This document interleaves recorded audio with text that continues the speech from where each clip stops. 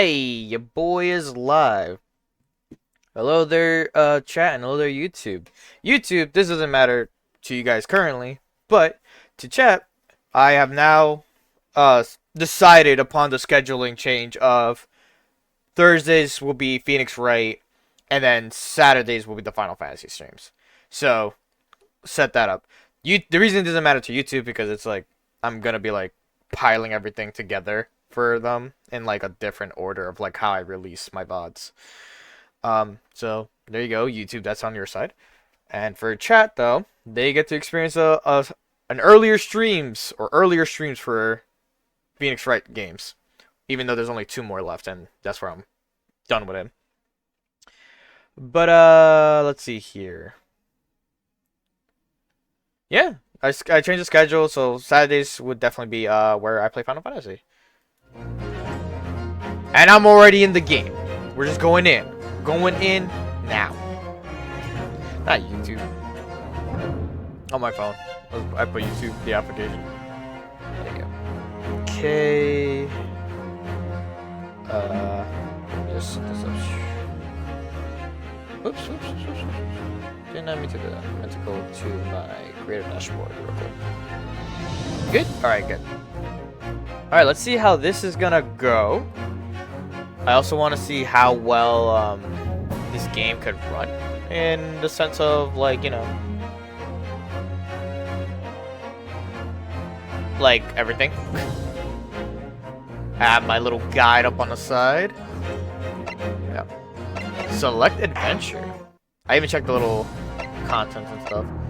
So yeah, we got these last two games. 2015 and 2017, huh? That's dope. Damn. This was 10 years. This became 10 years old. Damn.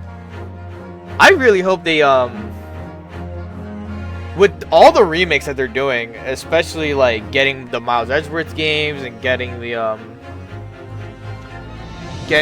Apollo collection, like I really hope with those remakes it entices Capcom to actually go for another Phoenix Wright game. I mean, I don't know what they'll do, but I mean, they're all alive still, so there's something there. Alright. Oh, wow, you can just go to any episode too? I saw something flash on my screen, and I don't know what it was. Like on my left screen. Oh, I think I know what it was actually. So you get like, so you just get to kind of free reign on this one. Alright, new game.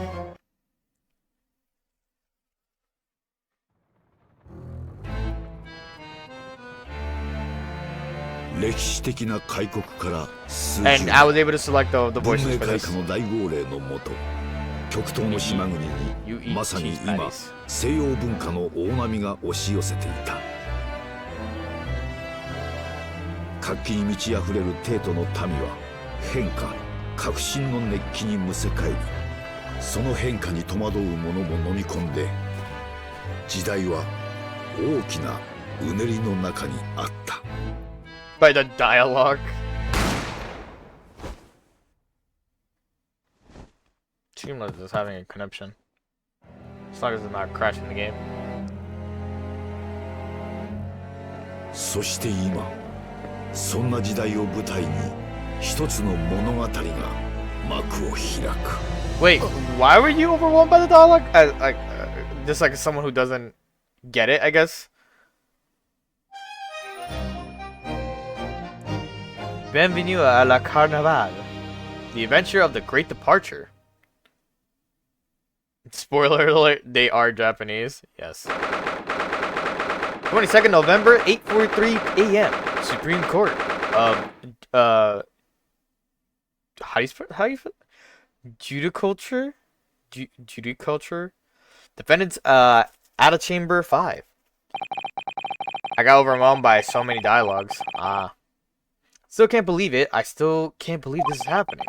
How can it be that just beyond the doors to this quaint little chamber is the highest court in Japan waiting to decide my fate?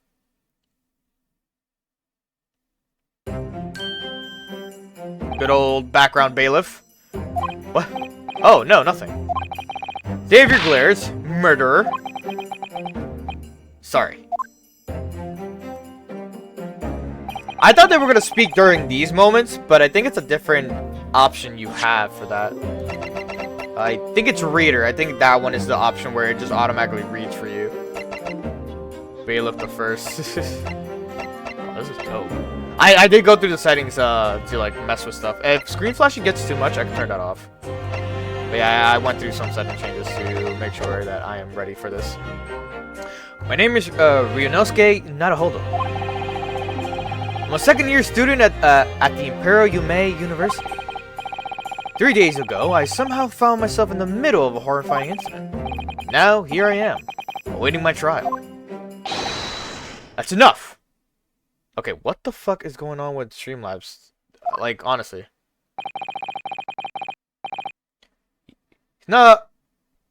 He's not obliged to listen to such abuse, officer. And who are you? I'm this man's lawyer. I'll be defending him today. Lawyer?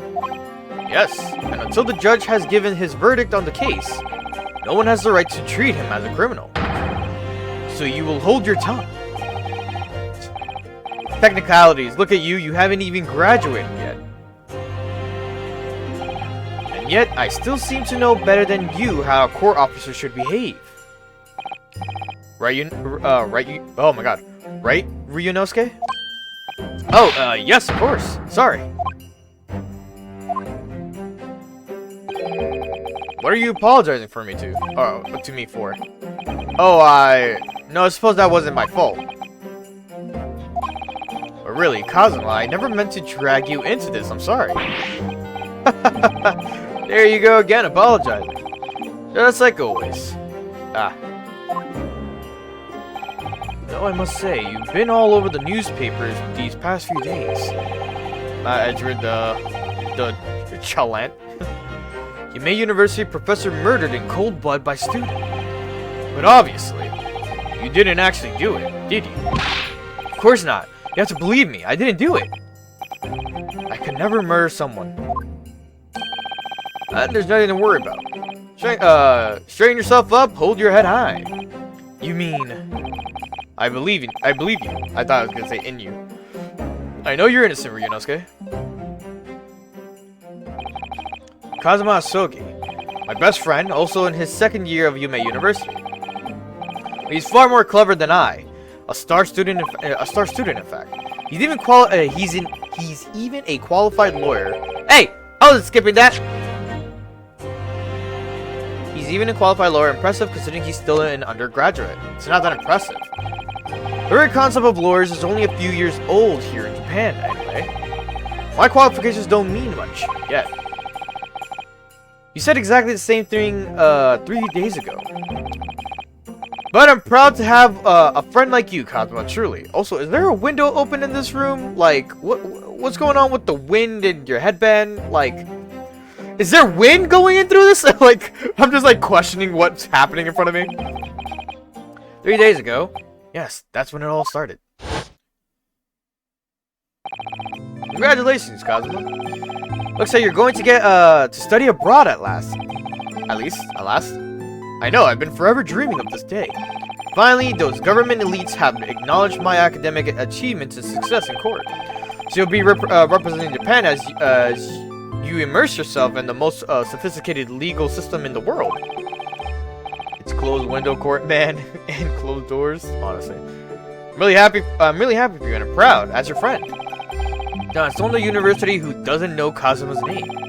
The living legend. It's like there's some mysterious aura billowing around his temple.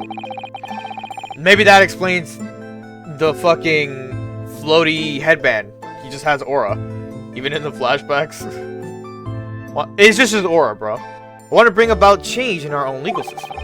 That's why I have to cross the ocean to see the real thing with my own eyes. The heart of the British Empire. I wish I could see it too. And come with me. We'd have a wild time tearing up the streets of Her Majesty's city of London together. If only it was that simple. Oh dear, look at the time. Better be going. Alright, I'll see you later. I think I'll stay and enjoy this place a while longer.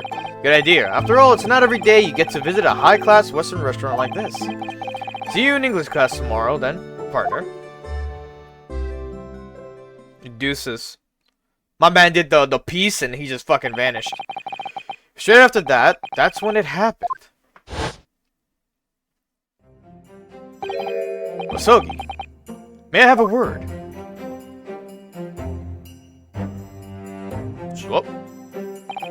Professor, didn't know you were coming. Well, this case has personal significance to me. But never mind that for now, Osogi. You should go immediately to the judge's chambers. To his Excellency's chambers. Why? He was looking for you before. You advocating for the defense in this trial was a sudden decision. It seems there may be some confusion about procedures today as a result. Who is this man? I feel as though I've seen him in the university before. I see. I'll go at once then. Chief Q, I shall accompany you. Alright then, Ryunosuke. I'll see you in the courtroom. Yes, thanks, Kazuma.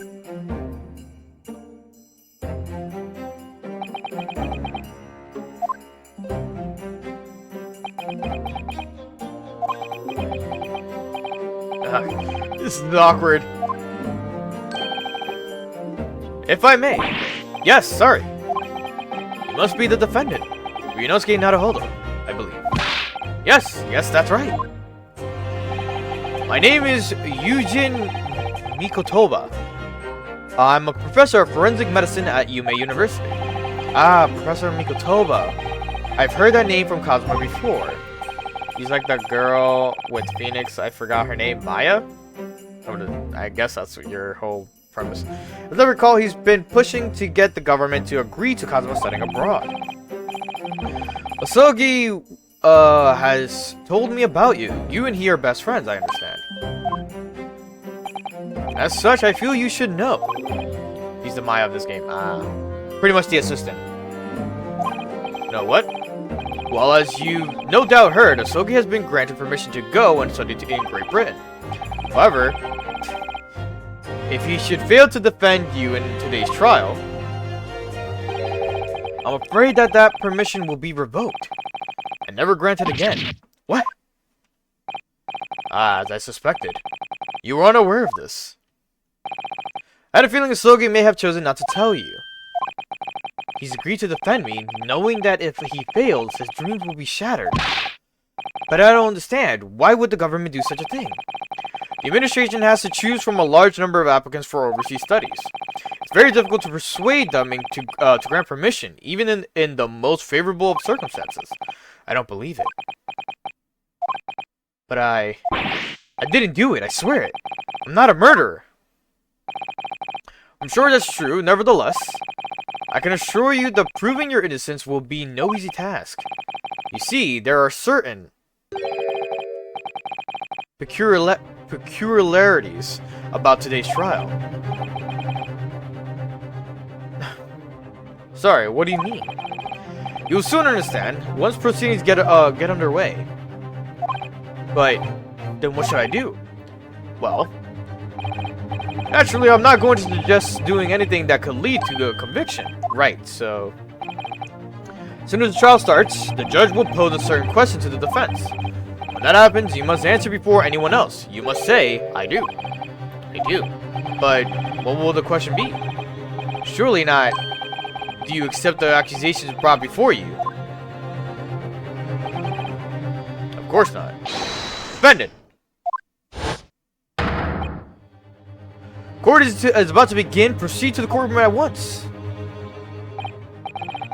It would seem our surreptitious. I don't even know how to pronounce this.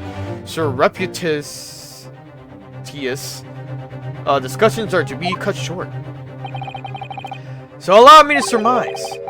Kazuma Osogi must not be the defense lawyer in this trial. Of course, as a defendant, the final decision is yours. What are you waiting for? Do you want to be found guilty for failing to appear? Get moving. There's no point in anyone advocating for the likes of you anyway.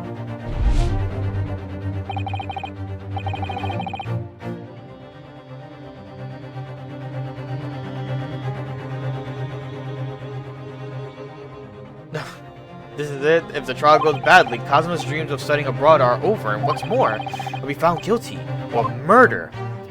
A murder! So, with absolutely no idea of what lay ahead, I embarked on the unforgettable trial.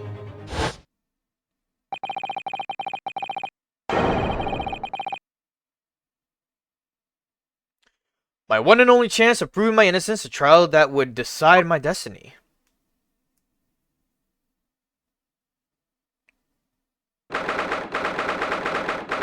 Yeah, like, Streamlabs is kind of having this weird buggy issue happening on my left screen right now. I don't know why it is, but it is.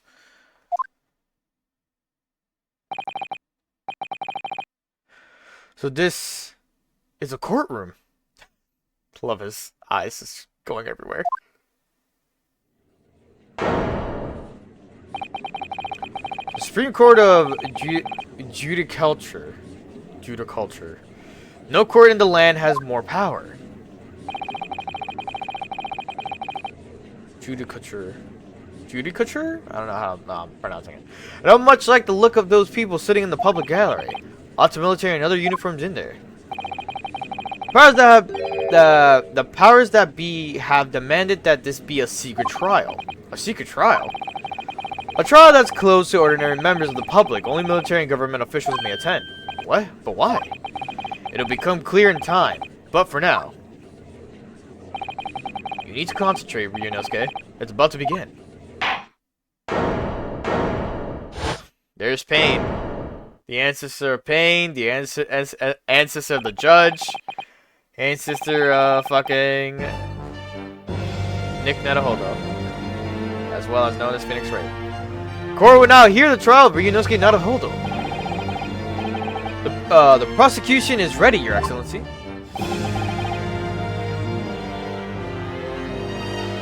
As is the defense.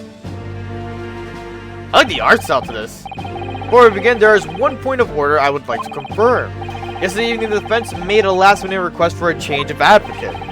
That's correct, Your Excellency. I made the request myself. No procedures for the defendant's advocacy to be decided 2 days prior to trial. As is an unusual circumstance, I am obliged to ask the final confirmation now. Who advocates for the defendant in this trial? This is it. This must be the question. Who's going to defend me? That's the question of the First Amendment. But then, if I say I do, I need to answer quickly. What should I do? Answer I do. Excellent. No confirmation is needed. As I'm standing here beside...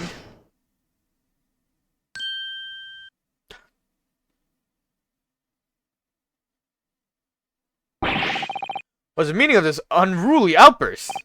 I would like to inform that the court that our Ryunosuke Nadaholdo will be defending myself. You'll be what? I'm into the music of this too. What are you playing at, Ryunosuke? Professor Mikutalva told me everything just now before the trial. He did what? He said that your dreams of studying abroad would be dashed if you were to lose.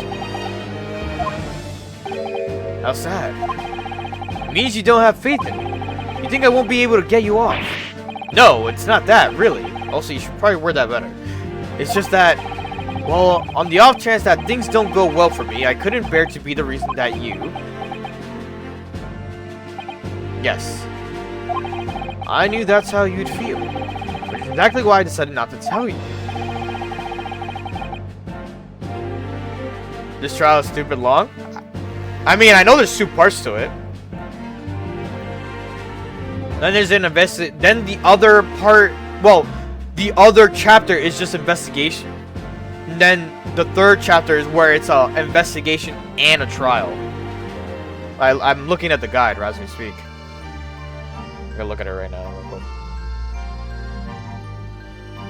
Yeah, it's 3. My bad. There's 3 parts to this one. Then the second part is the second chapter is all investigation, 3 parts. And then the 3rd episode is investigation, 3 parts of the trial. The 4th one is 2 investigation parts, 2 trial parts. And then the last one is like unbelievably like fucking long. 4 investigation parts, 4 trial parts. That's why I was overwhelmed by the dialogues. I mean, it's a visual novel game. If you played Phoenix Wright before, then you know this is gonna be super dialogue heavy off the bat. That's why how you feel. That's exactly why I didn't tell you. Professor Miko Toba shouldn't have stuck his nose in. Very well. Corey Hebert recognizes the defendant's desire to advocate for himself in today's trial. Well, well. Oh fuck, how do you pronounce this? Aoichi? Aoichi?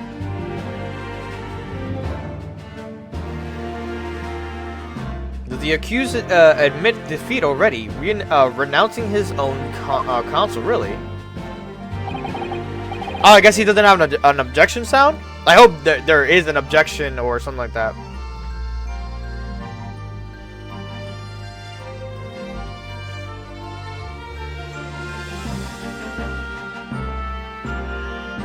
What are you talking about? There's a chi in his name. Make no mistake, counsel.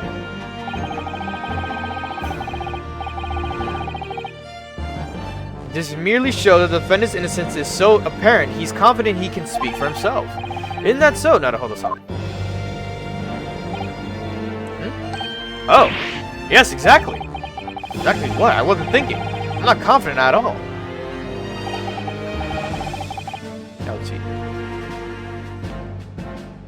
In fact, my mind's a complete blank. I realize you're in charge now, but still, try not to look so bewildered. Well, for a mere university student to be brought before the Supreme Court, you must have perpetuated a most heinous crime indeed. As you are no doubt aware, this is the Supreme Court of Judicature of Japan. Judicature. Accordingly, the very high standards of conduct are expected of all present. Do I make myself clear, Defendant Naruhodo? Yes, Your Excellency. It is therefore my duty to assess your competence for the task you have undertaken. My competence? What does that mean? He's questioning your ability to do the job. Well, he can't be questioning it more than I am. Let's start with the very simplest of questions. Oh, yes. Kindly state before the court the name of the victim in this case. Well, that's easy enough. I've heard his name more times than I could care to remember. But wait. I'm so nervous I can't even remember that. Who was it again? Ryunosuke?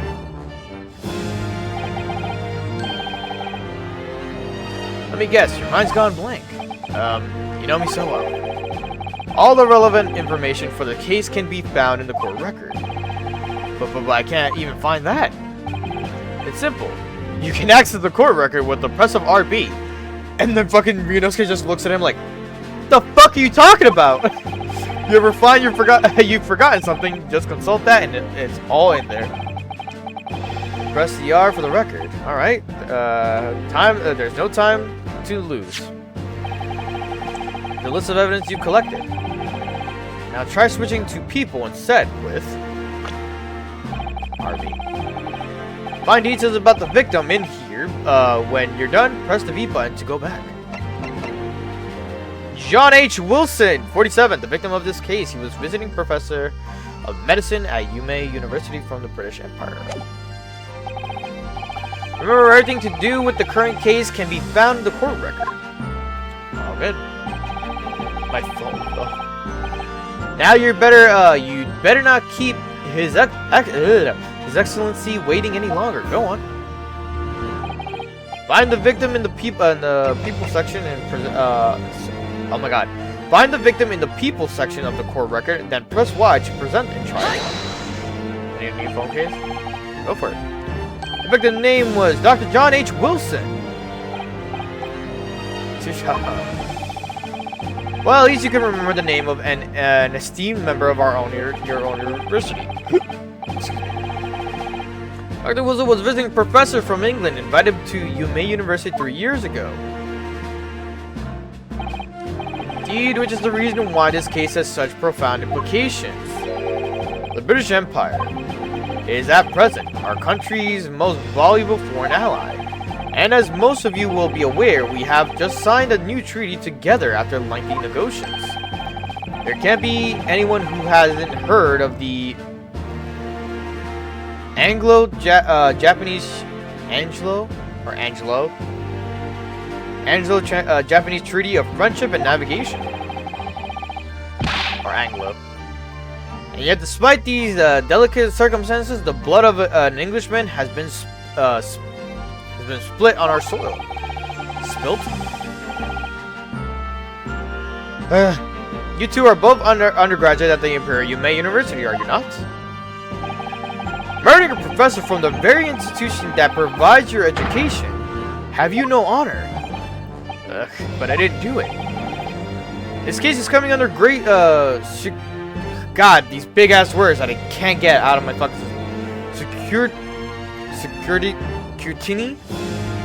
Security? I don't know.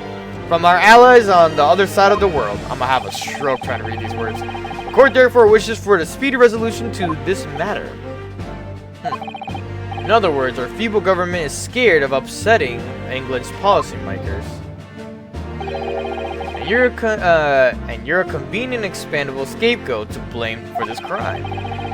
That's why the trial has these unusual peculiarities, is it? Exactly. Our government needs to convict someone as quickly as possible. All because the victim was an Englishman. Yes, Dr. Wilson was an Englishman. But nationalities and treaties won't make any difference for me here. The fact is, I was there at the scene of the crime. Oh dear, look at the time, I better be going. Alright, I'll send you later, yada yada yada, goodbye after all this. Okay.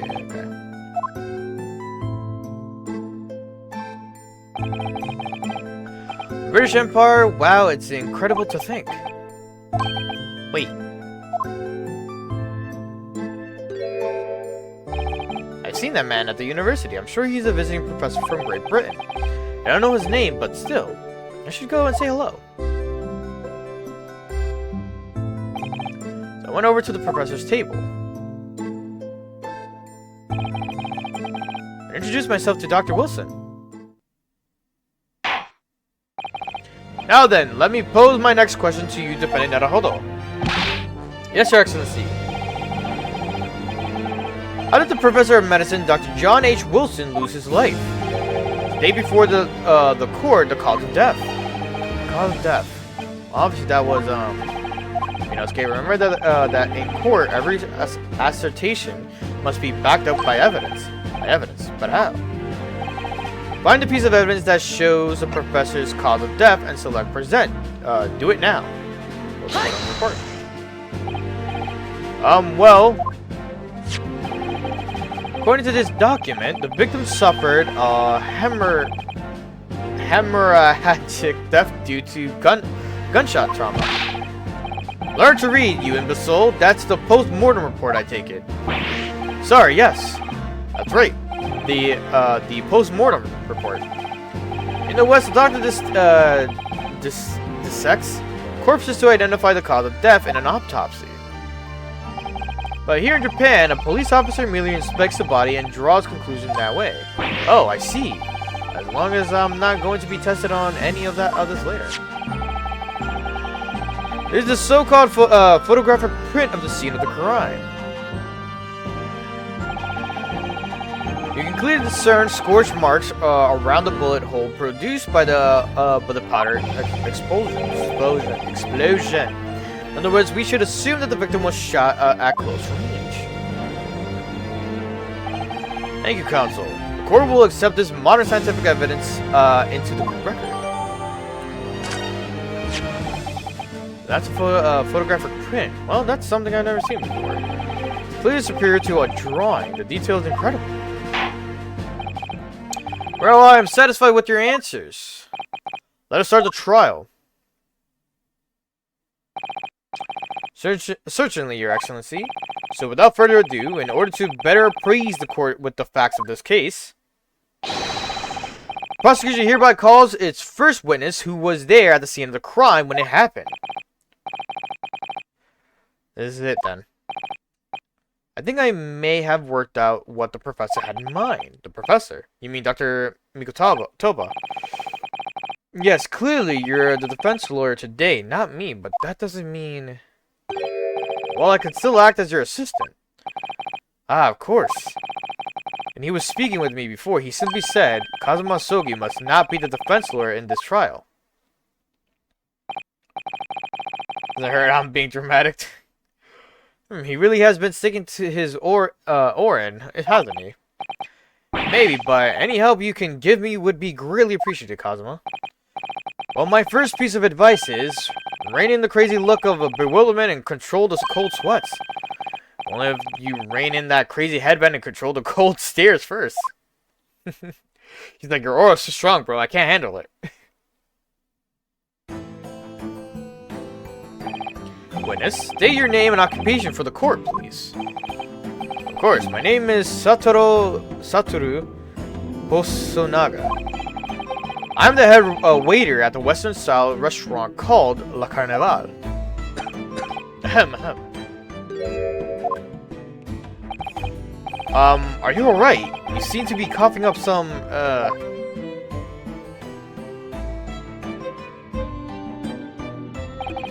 It's a regular occurrence. It really doesn't bother me. Well, it really should. As everyone knows, the capital southeastern quarter has developed for foreign visitors some years ago. It's become a very fashionable district now, full of hotels to accommodate overseas guests. This grim crime occurred in one of the district's so-called restaurants and, what? An Occidental eatery. An Occidental eatery? 3 days ago. In the chapter? Understood.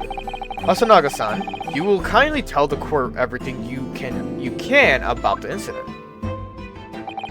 At once, sir. And no petty interjections from the aspiring lawyer boy, please.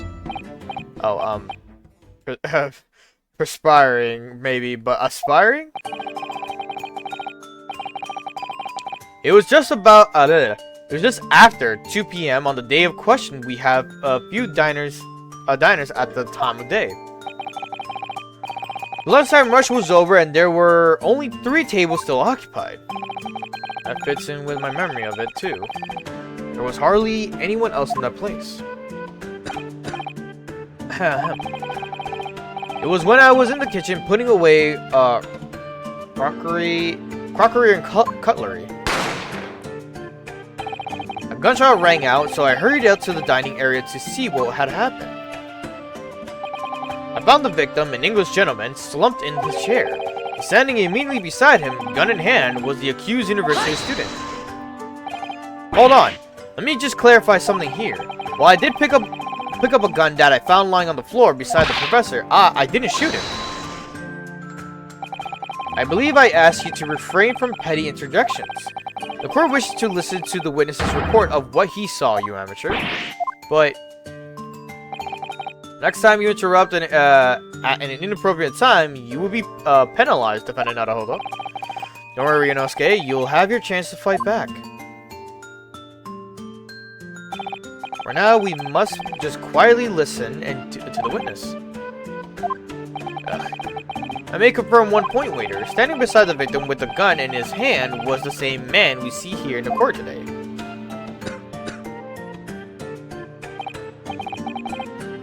Yes, without question. I see.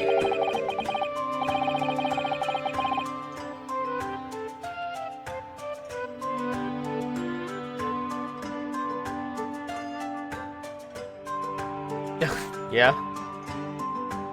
Apart from the accused, was there anyone else standing beside the victim?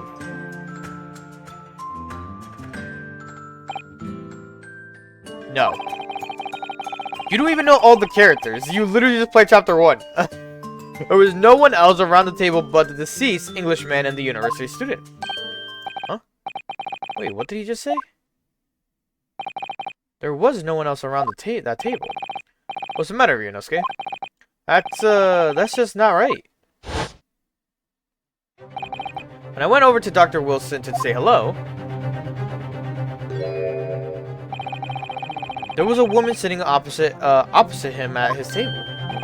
Really? That's not something the waiter could have missed. I've been warned about interjecting, but still, what should I do?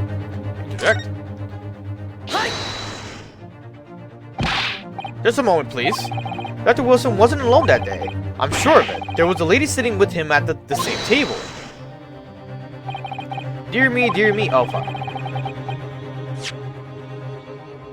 I'm sure, dear me, what are we going to do with you? With your blatant disregard for court proceedings, I'm beginning to wonder if you're not a fraud. Could it be that the accused, the mere student, is not a real lawyer after all? But I'm sure of what I saw. Hasanaga-san, is there any chance you're mistaken? Perhaps your memory of events is hazy. No. The deceased gentleman came to dine alone. I don't believe it. I actually have a rough plan of the restaurant as it was that day. Please have a look if you'd like to. Let me see. A sketch of the establishment's layout drawn by yourself, I presume. That's right. I'm afraid I used the back of my business card. It was a turbulent situation. However, as you can see, the gentleman in question was seated alone. As you can see. Well, you're clearly a very conscientious waiter. Thank you, sir. The court will take this plan and add it to the court record as evidence. Oh, well, is there a problem? Hand the plan to the court officer at once. Of course. Here you are. What was that about? He's been completely calm and collected until now. It certainly seems to have shaken him. Waiter's business card has been entered in the court record. Man, it's coughing up a storm.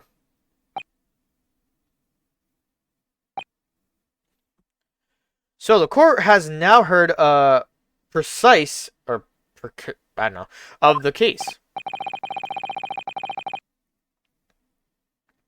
Yes, the moment the gunshot was heard in the restaurant, the only person in close proximity to the victim was the defendant on the trial today. It would seem we are looking at a black and white case here. Defendant Naruhodo. Yes, Your Excellency. If you admit your guilt at this stage, the court is willing to look mercifully upon you. In other words, you may have some small reprieve in terms of your inevitable punishment. I call this waiter as an unsworn witness in order to explain the details of the case to the court. But I must warn the defense, if you are determined to pursue matters further in this trial, the prosecution has decisive evidence from sworn witnesses who were present at the scene of the crime. What do you think I should do, Kazuma? What do you mean? Well, I'm going to be found guilty one way or another, it seems. Wouldn't it be sensible to plead guilty at this stage and hope for a more lenient sentence? Everyone keeps telling me that this trial is unusual about these peculiarities. I can't say that word out fast. You said it, Professor Mikotobo said it, and so has the judge and the prosecution. I'm scared of what lies ahead if I push this. I said from the outset, I believe you're innocent, I trust you. And yet, despite knowing that, you're willing now to throw that trust back in my face, is that it? What? If the accused is in fact innocent, then the defense lawyer is duty-bound to prove that innocence by whatever means necessary. Are you just going to abandon that duty? Are you going to give up on yourself? The battle hasn't even begun yet, Ryunosuke. The defense pleads not guilty, Your Excellency. We invite the prosecution to stop making empty threats and bring out its witnesses. Then we'll see just how decisive the evidence really is.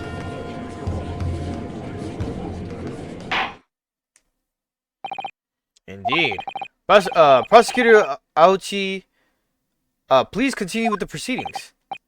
Well, you were warned. The young can be so reckless. You know, many call me a saint, but I can be... Oh my god. I can be a devil when I want to be. Ugh.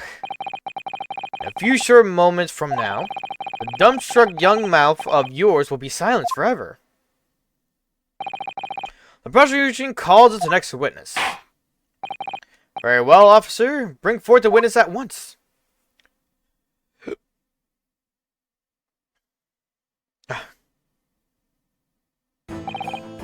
Witnesses, kindly say your names and occupations for the court. Yes, sir. The Great Nippon Imperial Army Sergeant.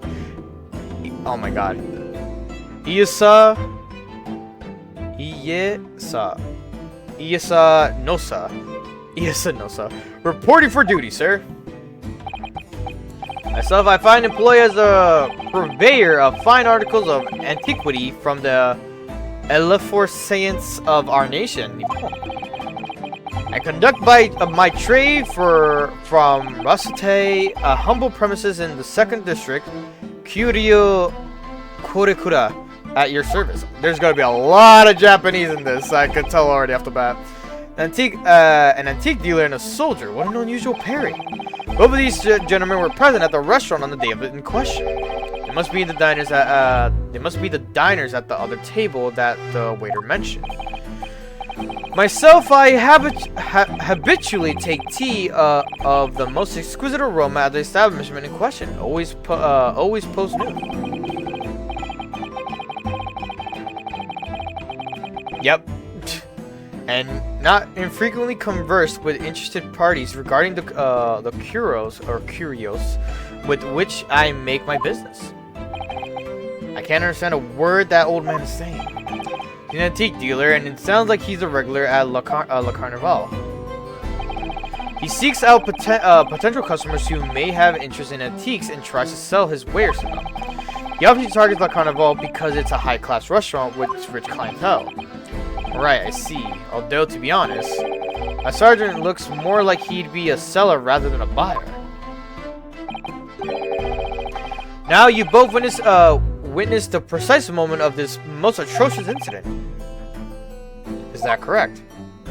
Affirmative. The enemy unit has seen attacking the foreigner in what can only be described as an act of war, sir. It was that black uniformed rogue infantryman over there who unloaded his firearm, sir. This man is as impossible to understand as the other. But I'm almost sure I heard a strange noise during that last thing he said. Oh, that I thought that was outside. I heard that shit. So this is decisive evidence the prosecution was threatening. The soldier is claiming that he actually saw the precise moment you shot the victim dead. Yes. Well, you're starting to feel uncomfortable. If I'm honest, I was feeling uncomfortable from the start. Now the court will hear your formal testimony, please. You will state everything you saw at the precise moment that the incident occurred. Sir, yes, sir. Standing by, ready to report, sir. Unsavory memories of the most... I think I know what that is. Acrobic afternoon.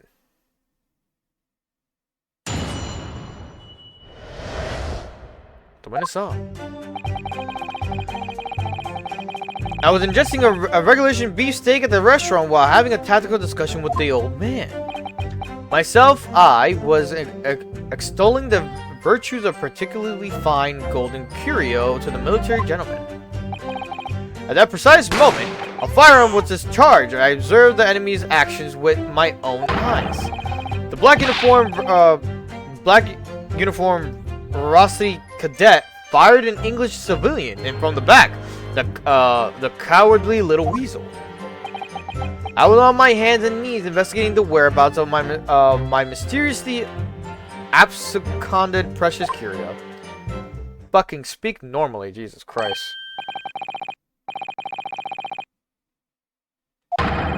Oh shit, I didn't read the rest. Well, so you, Sergeant Nosa, actually witnessed a vital moment. Yes, sir. Affirmative, sir. The wicked university cadet, sir. The cruel and unforgivable enemy. It's a baby behind him, isn't it? What times we live in? What times we live in when the English gentleman may be assailed in the broad light of day? But this is ridiculous. I didn't shoot anyone. Is that really true, Ryunosuke? Yes. All I did was pick up the gun that I saw lying on the floor.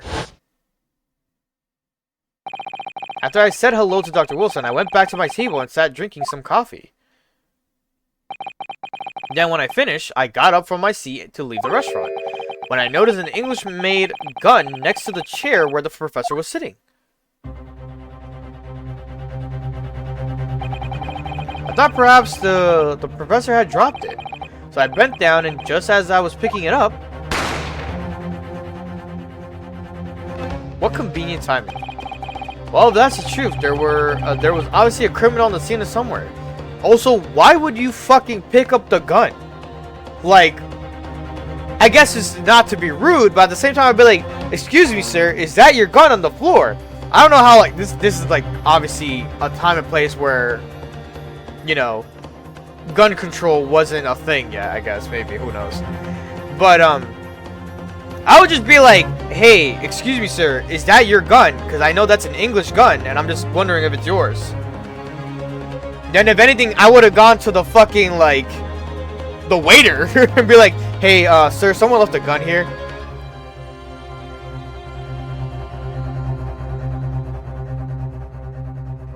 Well, if that's the truth, there was obviously a criminal on the scene somewhere. And somewhere in these two witnesses' testimonies, there's a clue as to who that criminal was. There is. Ryunosuke, you must exercise your right to cross-examine the witnesses. Cross-examine. Do it now. As we have heard, Your Excellency, there is no room for doubt in the testimony of these witnesses. The defendant is clearly guilty. It's time to bring the despicable student to justice. Thirdly, the testimony of the court has just heard eliminates any vestige of doubt. Therefore, it is my grave duty to declare the verdict of the trial. Love these wandering eyes. What the name of the Emperor is the meaning of this outburst? I mean, the defense demands its right to a cross-examination. Dear me, dear me. Let me guess. The Hachimaki headband boy next door told me to do it. How pathetic. Huh? How did he know? Prosecution objects. This is a clear waste of time. The defendant obviously has no experience. How can he possibly carry out a cross-examination? Why don't you have a voice? The defense is asserting its right to a cross-examination. Whether or not you think he's capable of it is irrelevant. Yeah, shut your shit up. Kazuma is so commanding. Very well. Let the defense conduct a cross-examination of the witness. Alright, this is where the battle really begins, Ryunosuke. But I don't even know what I have to do in a cross-examination. Isn't it obvious? You have to expose the lies in the witness's testimonies. Or statements. How? You didn't fire the gun, which means that the soldier said he... that soldier has to be a lie. Well, yes, but... it's just a case of proving it, and the key to doing that is evidence. Right, evidence. All you need to do is present some decisive and indisputable evidence that proves the witness is lying. Now let's go, Ryunosuke. Don't let them beat you. Alright then. I love the little slap of the table. All or nothing. Ryunosuke doesn't have the aura yet for it to slam the table like that. Let's see. Dark cross animation.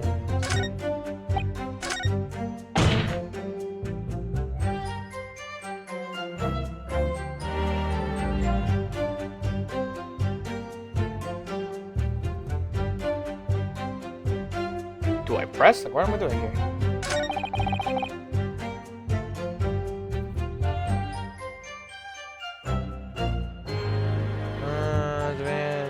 From the back, that cowardly little weasel.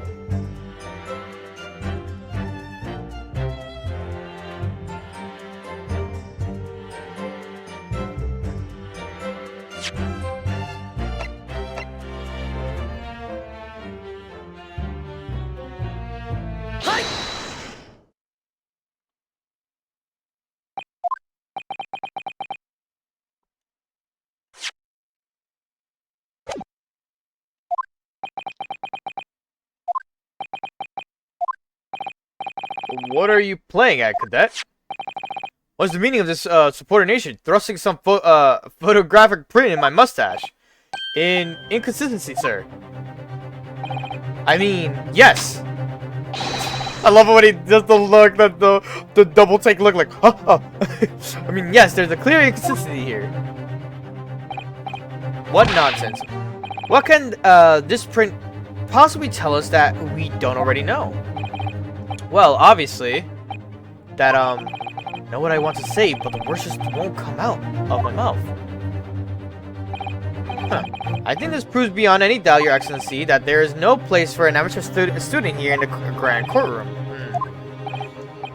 This is so frustrating. Oh, please. Surely this doesn't require an explanation. It couldn't be more plain. To spell it out would be an insult to the court. Kazuma, what? What are you talking about?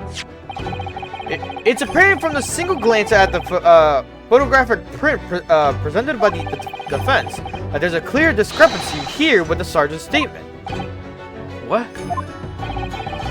Sergeant Iyasa Nosa? Yes, sir. What, sir? The statement you just made was this. The black uniform Veracity cadet fired on the English oh my god, I hate this fucking, I don't know, like the wording sometimes. Fired an English civilian, and from the back, the cowardly little weasel. Yes, affirmative, sir. I witnessed a crime with my own military-grade eyes, sir. But no, that just can't be. And why not, cadet? Because... Take a close look at the print. The victim, Dr. Wilson, died from a bullet wound to the chest. Ah. Sergeant, according to your witness testimony, your witness statement, the culprit shot the victim from behind. And that is the obvious discrepancy here. Well, how do you explain it? Oh, there's the baby. Well, fucking, why are you pushing them away? What was that? Something just popped up from behind his back, but he pushed it down again. So then there's a clear discrepancy with the facts here. Will you not agree, Sergeant Nosa? Yes, sir. At this juncture, that would appear to be indisputable.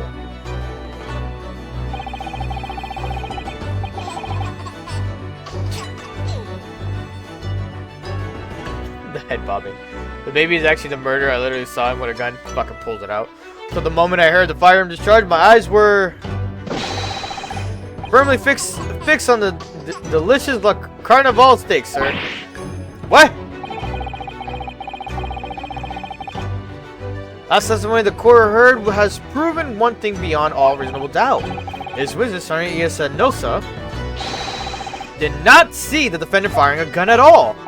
That's absurd. I think the conclusion we must draw is simple. There is no place for an amateur prosecutor here in this grand courtroom. Damn. Got an achievement. It didn't. Oh, it's on top left. For having successfully presented the evidence. Okay. There's been a complete turnabout in the mood of this trial just from one discrepancy. So this is what being an ace attorney is all about. But I definitely saw him. A university cadet there! He was pointing the firearm directly at the victim's back! But I never fired the gun! All I did was pick it up off the floor. And you, old man... Oh. And you, old man, you didn't see the moment the victim was shot either. Myself, I have already been quite clear. The gunshot interested me and not. I was far too busy on the floor. Too busy on the floor. Sorry, what were you doing? Hunting for treasure. Treasure? Indeed, the Hoe Era Koban. My prize coin. On each occasion, when I visit the restaurant, it is my habitude to place it in my bosom pocket at a particular trinket of interest from my shop, Rasote, in the hope of meeting a rich diner who might like to buy it from you. A day under security. I hate this word. I hate this word. I don't know how to pronounce it well. It was the military man that I proffered my Hoe treasure. Believed that he would purchase such a rare find. I did not, but I was presented with little alternative. And then, after averting my eyes from the briefcase at moments, it was there no more. It simply vanished. The Koban vanished. Hunting around under the table, I was, in case mayhap it had fallen there, and then it happened.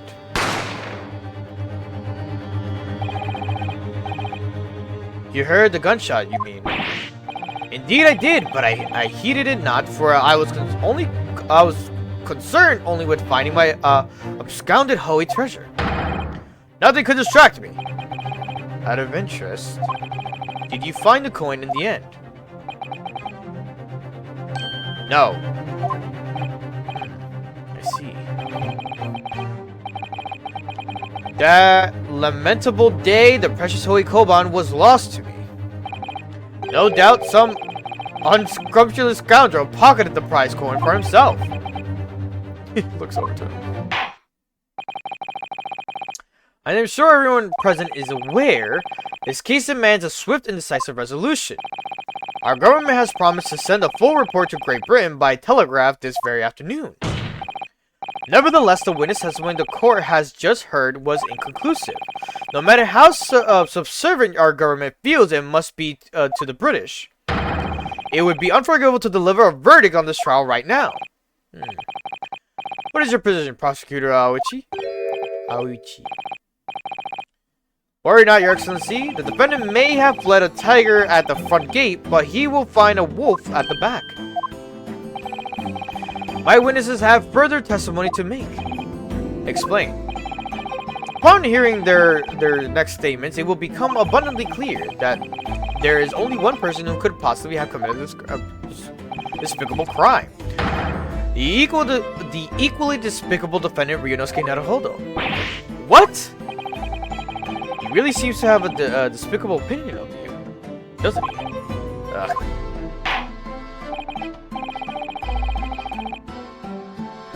Very well, the court invites the witnesses to testify again.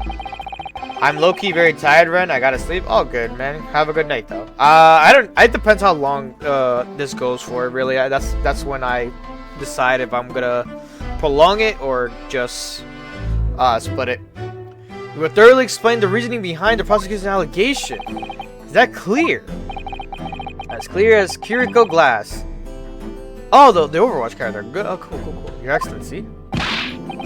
Yes, sir. At once, sir. Awaiting signal to testify, sir. Excuse me. But there's something or someone peeking out over your shoulder, I think. Affirmative. The newest member of the Nosa family to rise up through the ranks, sir. Name Ido. Would seem those straps are a sign of the sergeant being too strapped to afford a nanny. Ido, Tenshun! Your father's about to quell the enemy.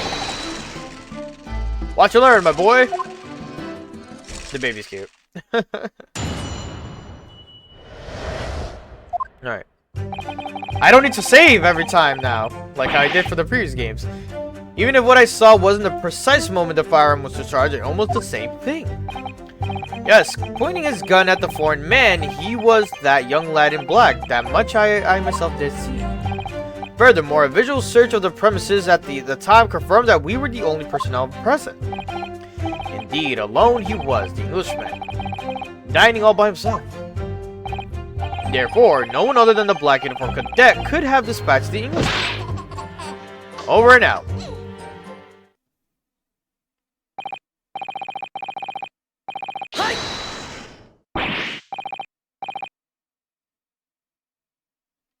Wait, that's nonsense.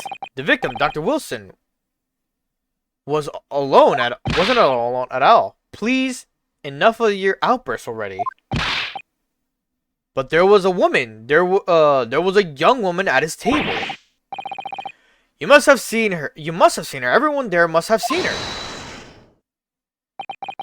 If you call yourself a lawyer, then you will respect the rules of the court and speak accordingly. We are not here to listen to your fantasies. Ugh. It is evident beyond all reasonable doubt that the victim was alone at the time of the incident. The prosecution has photographic evidence of this fact. Is it the photographic print of the scene of the crime, counsel? Indeed. Of the table which the victim was dining, taken by the investigator immediately after the incident, as completely be seen, there is only one place set. Certainly, based on the appearance of this print, it would be reasonable to conclude that the victim was not in the company of anyone else. This doesn't make any sense. The court will add to this new photographic evidence to the record. Yes, Sly. I don't understand. What's going on here? It's just not possible that nobody else saw that woman. The waiter before us had done the same thing. He maintains that Dr. Wilson came to the restaurant alone as well, but that's not true. I saw her. I swear that I saw a woman with him. It would seem that we'll be able to telegraph the report to Great Britain on time after all. Witness testimonies we have just heard leave no further room for doubt. There are very sensitive political times, as we all know. The ink is still fresh on the treaty with Great Britain. To think that I, Taketsuchi Aochi,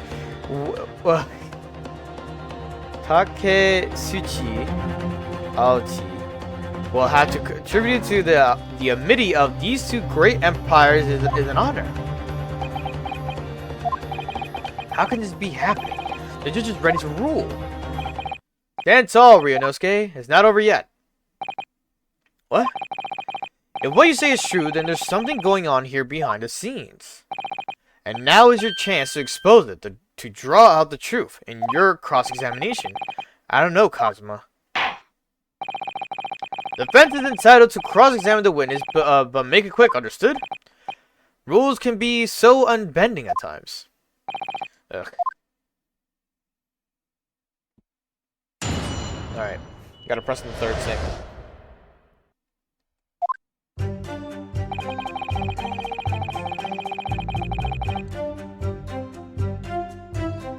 Okay, let's see here. Even if what I saw wasn't... Okay.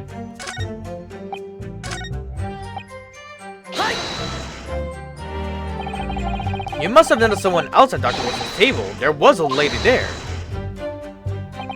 As you have been at pains to point out the time and again, I feel I'm growing a callus in my ear. And yet, no one else appears to have caught even a glimpse of this woman. If only there had been more people dining at that time, then someone else would have noticed her. Unfortunately, it was already past 2 p.m. when it happened. The quiet time between lunch and dinner is in any restaurant. I know, of course, the place was almost empty. It's what you'd expect. Certainly, 2 p.m. is neither here nor there in terms of a time to eat. Wonder if there was a reason why the victim was eating at the time of day and why he was alone. Yes, Your Excellency, there was indeed a reason. There was. This was found at the victim's jacket pocket. What is that, Counsel? It is a medical report card, Your Excellency. It would seem that the victim had an appointment at a clinic prior to visiting the restaurant. At a clinic? It's the hot clinic. Before it was hot clinic, or what was it called? The I can't believe this still exists. The hot hospital, whatever the fuck it was called. Hottie Hospital, I think it was. Yes, there would indeed appear to be an entry for a date in question. 19th November, noon at 2 past 1 p.m. The very day of the incident. The victim went for a late lunch following his appointment. The explanation couldn't be more simple. The prosecutor found no need to submit this evidence before, as it really has no bearing on the case. I wonder. What do you think, Ryunosuke? Well, it is hard to see how it could be related, really. Remember, you can request for it to be entered in the court record as evidence if you think it would be useful. Should I ask for Dr. Wilson's medical report card to be submitted as evidence? Ask for it to be submitted.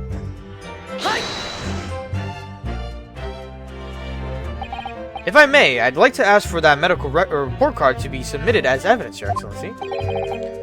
On what grounds? The court has already heard conclusive witness testimony. Additional evidence would be extraneous.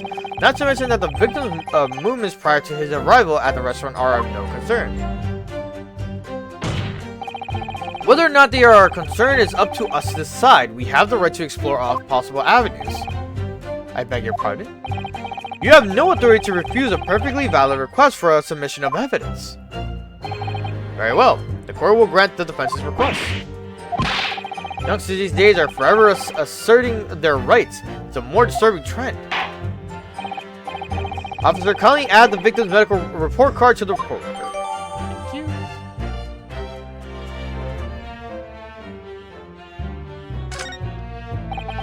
What we need right now is a new clue. I guess examine it. Medical record card from Honey Clinic. That was fun. Okay, can I examine it? Or does that have to do this with it? Oh no, I can't examine it yet. Ah! We have to explore things from every possible angle, even if they don't seem relevant at first. Right, I hear you. You can conspire to prolong this trial as much as you like, but it's the day after the festival already for you. Or perhaps you'd forgotten that these witness testimonies leave no room for doubt. You need to shut the fuck up. You're getting me irritated with that shit.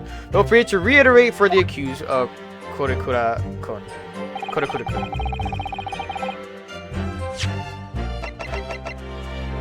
This first time. Cycle through the statements until you reach the end of the testimony.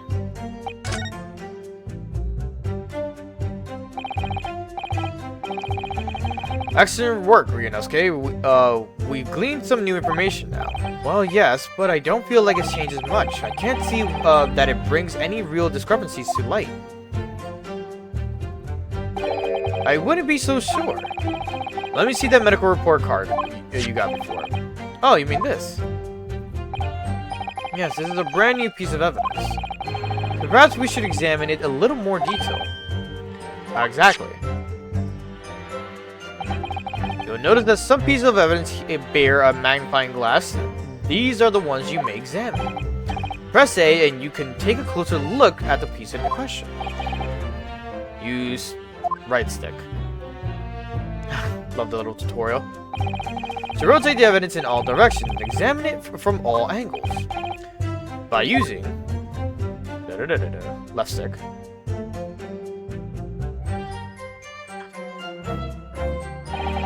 You can move the crosshairs around to hunt for clues that may have been missed before. The crosshairs start to pulsate. Press A to investigate further. So, partner, I think you should take a closer look at this medical report card. See if there isn't something new to be learned by examining it in more detail. Alright, I'll see what I can do. I need to use and inspect any areas of evidence that look suspicious. Alright, cool.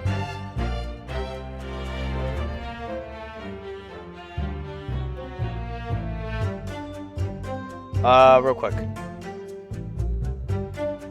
to examine the top left corner of the back. Oh. Oh. Next, examine the writing. Oh, I like these. These 2D versions of them. Let's have a look. This is some kind of medical history. I'm under Ryunosuke. And there's an entry for the day of the professor was killed. Extraction of molar that with topical anesthesia. Extraction of molar?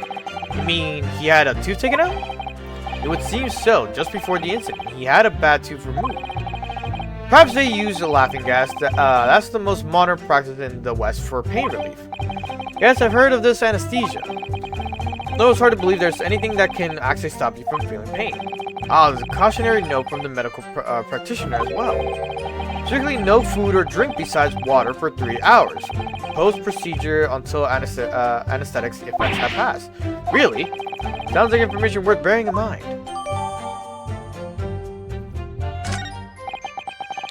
The new information, the meaning of that one particular statement totally changes. So I think it's time we listen to the testimony again, don't you? Definitely.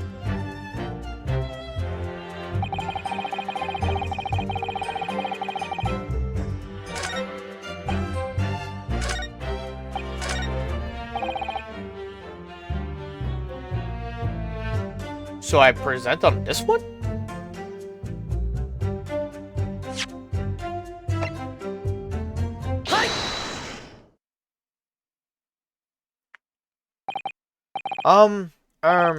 Well, I think, about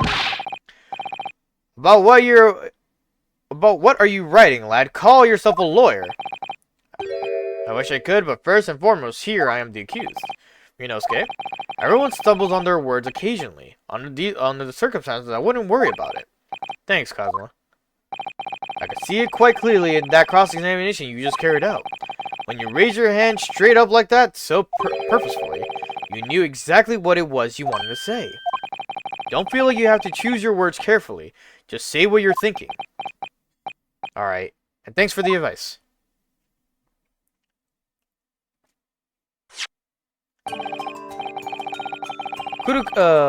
Kurokura-san, this is a medical report card belonging to the victim. Ah, I see. And? I don't see. What of it, boy?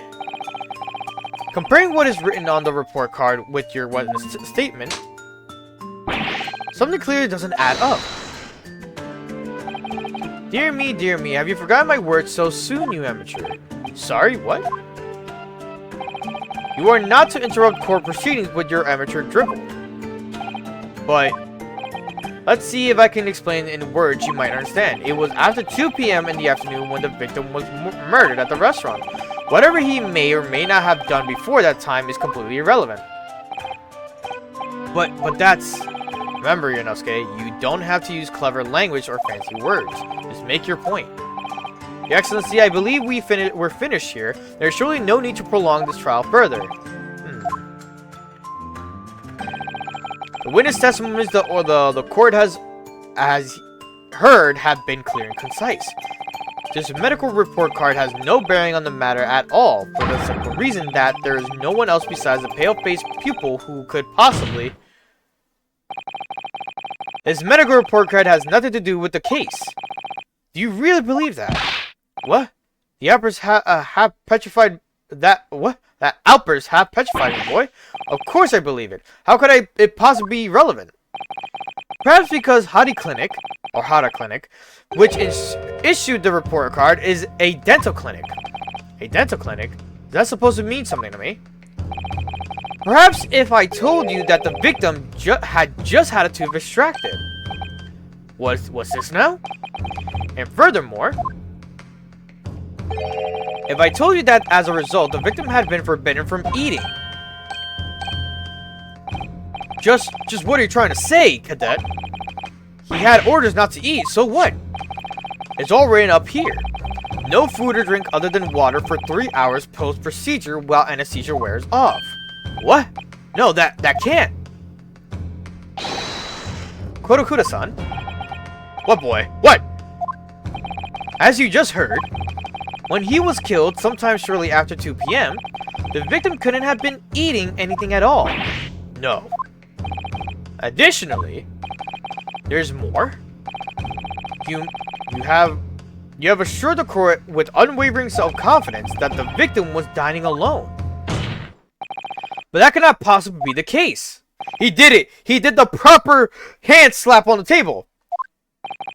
Because the victim, as we know now, had just had one of his teeth extracted and was still experiencing the effects of the anesthesia. Expertly done, partner. Let's go. The inspiring words from fucking Kazuma, bro, really came through for us. What is this nonsense, you little upstart? Oh, the music. These are basic accusations. Just look at the photograph evidence. You can clearly see a plate of food at the victim's table. Use your head. That's the very discrepancy we're talking about. Or can't you follow the logic? How dare you? I think it's fair to say that the tables in the restaurant case have turned. Wouldn't you agree, Ryunosuke? Yes, most definitely. So having just undergone some dental surgery, the victim was unable to eat. Which leaves one very crucial conundrum. Who in fact was eating the pictured beef steak? The court will hear the opinion of the defense on this puzzle. No, new puzzle. Oh wait, let me do something to fix something.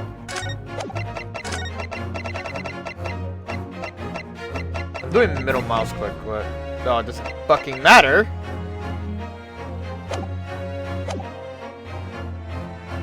So I'm saying this now because every time I moved my mouse like down to scroll, it was auto doing the thing. Counsel. Oh, that means me, doesn't it? All right. The answer to this question is going to be pivotal. This is the start of your turning this trial around. Show them what you're made of. Got it. So person eating the steak at the victim's table must have been an as yet unknown third party. Obviously, it can only have been someone else who was sitting at the professor's table. You will not let this go, will you? There was no such person. There was, because I saw her. When the incident occurred, we know that the victim couldn't have been eating anything. Yet we have evidence of a half-eaten steak on his table. Therefore, the only logical conclusion is that there was somebody else there eating it. We have strong evidence to support our assertion. It's clear that these witness testimonies are unreliable. If the court decides to push through a ruling at this stage, we will lodge a formal complaint with the Ministry of Justice and pursue a fair retrial relentlessly. Kazuma, are you insane? You would take on the government? Don't worry, counsel. I have no issue with you. What do you mean? I have issue with them. Those two witnesses in the stand. What are you talking about? We have demonstrated with evidence the victim was not alone. So it now turns out that the two of you deliberately lied when giving your testimonies. Obviously, you will be charged with perjury. And since this is a murder trial, you will also be deemed complicit in the killing. Complicit in murder. No! I love the baby having a shocked look as well. Negative. There was no mention of this at the tactical meeting. I was just following orders. That's right. As the man says. Just say you never saw the gentlewoman. That's what they told us. Oh. What?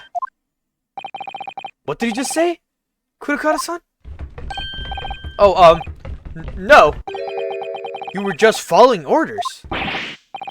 Now hold on, lad. I was, say you never saw the gentlewoman.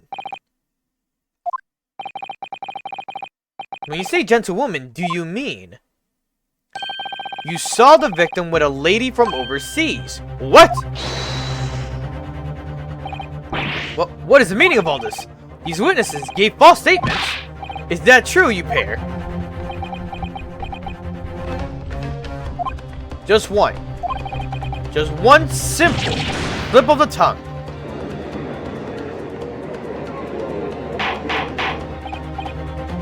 Order, Counts, explain what is going on here.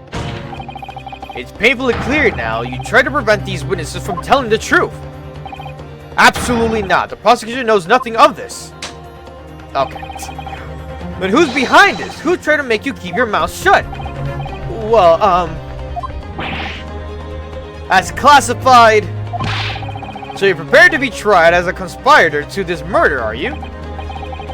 You wouldn't. This can't be happening. Ryunosuke, judging from the way they're reacting to this, I'd say they were sworn to silence by someone with a considerable influence. However, I don't believe Aouchi had any idea about it. What are you saying? I mean, to wield that kind of influence, there are only a handful of possibilities. Could only have been the government, the military, or the police, I suppose. Well, any ideas about who might be behind this? If we can affirm who tried to silence these witnesses, then we can continue our pursuit. But we need to name whoever it was that tried to make the witnesses keep their mouths shut. Of course, we'll need evidence before we make any firm accusations. Evidence that proves, whoever it was really did wield his power here. But how? How can we possibly? Remember how we made progress before? We examined the piece of evidence in more detail and found a new clue as a result. Ah, yes, that's right. Well, that's not the only piece of evidence we have, is it? We need to re-examine everything and make sure that there's nothing we've missed. There's no time to lose. I want answers. If it's proven that these witnesses have been manipulated, I assure you the penalty will be severe. Please, wait. Your Excellency, I had no idea about any of this. I swear to every Shinto god. I knew nothing. And what does the defense have to say about all of this? Well, Your Excellency, no time to think. I'm just going to have to close my eyes and shout out the first name that comes to my mind.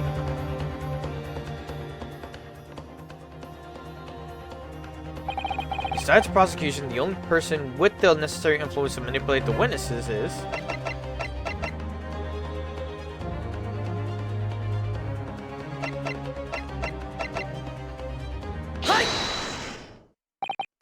Well, surely that would be Satoru Hosanagi-san.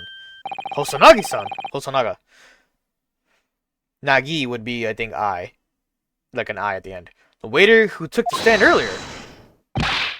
Poppycock! Throwing out a poppycock out here? What possible reason would the waiter have to make these witnesses give false testimony? Not to mention the fact that even a head waiter could not possibly have the level of influence. For once, I would agree with you. If, that is, the man truly were a waiter. What? If he truly were. Come on, Ryunosuke, time to hit this court with the truth. The truth about Satoru Hosonaga-san's real identity as proven with the evidence. Examine. Chief Inspector Satoru Hosonaga? Primary Criminal Investigation Division? Imperial Police Bureau? Wow, that's unexpected. What is? Look, do you see it says the witness's name here? Satoru Hosonaga. Well, yes, business cards do tend to show the person's name. That's sort of the point. Not the name that's unexpected, it's the job title. The job. Oh! Chief Inspector Satoru Hosonaga. Primary Criminal Investigation Division, Imperial Police Bureau. Inspector? What on earth? I have no idea.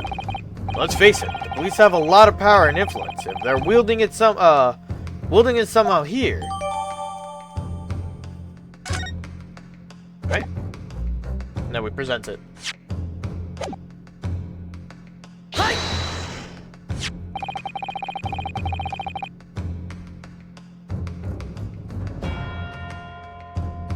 Yeah.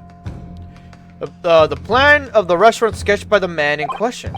I agree it shows a great deal of attention to detail, but I'm not sure we can conclude anything. Sorry, Your Excellency. That's the back of the car. It's the back of the car that's of interest. I beg your pardon? Or perhaps I should have said the front. Yes. It's the front of the back of the car. That's where the telling detail is. Alright. Would somebody please explain what this overexcited student is trying to say? Hosonaga-san sketched the plan of the restaurant on the reverse side of his business card. The front of that business card reveals the man in question's profession, his true profession. The waiter's profession? But that's surely... Good gracious! That's right, Your Excellency. The card reads, Chief Inspector, Primary Criminal Investigation Division, Imperial Police Bureau. What? The waiter is a police detective? I haven't heard any mention of this before. Why haven't I heard any mention of this before? The Imperial Police Bureau has immense power. Absolute power, as far as the regular civilians are concerned. So, witnesses there in the stand. Wasn't it the fact that the waiter who gave you orders, was it he who told you not to mention that you'd seen the foreign gentlewoman at the scene? Well...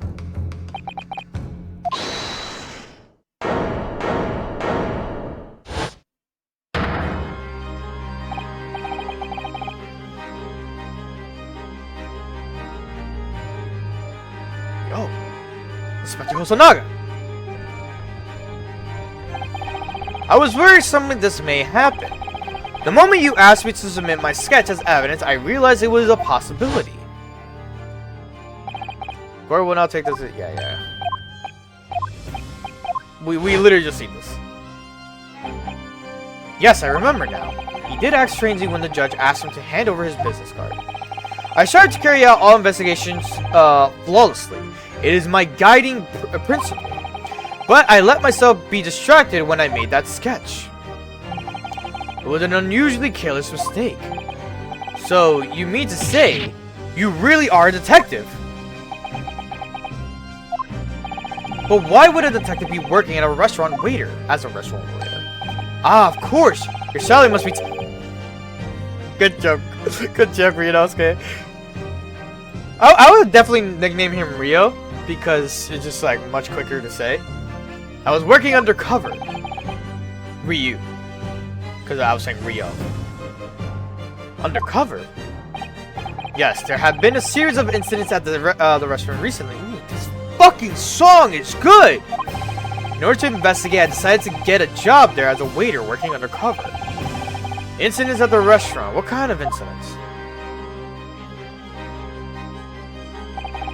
That would be classified police information, which I am not at liberty to divulge. However, I can say categorically that they are unrelated to the case of homicide. Very well then, Inspector Hosonaga, but you will elaborate on one point for the court. Ooh. Of course, Your Excellency. We have just heard new information from the two witnesses beside you. That at the time of the shooting, there was in fact another person present at the victim's table. And if that is indeed true, clearly you would have also have been aware of this person's presence, having served at the table in question. However, your testimony did not allude to this other diner. Therefore, I can lead to assume that in your professional capacity as a police officer, you require these witnesses to be in agreement. Would that be correct?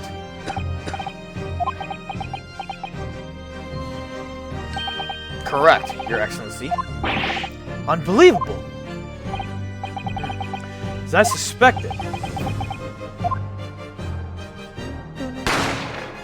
Oh.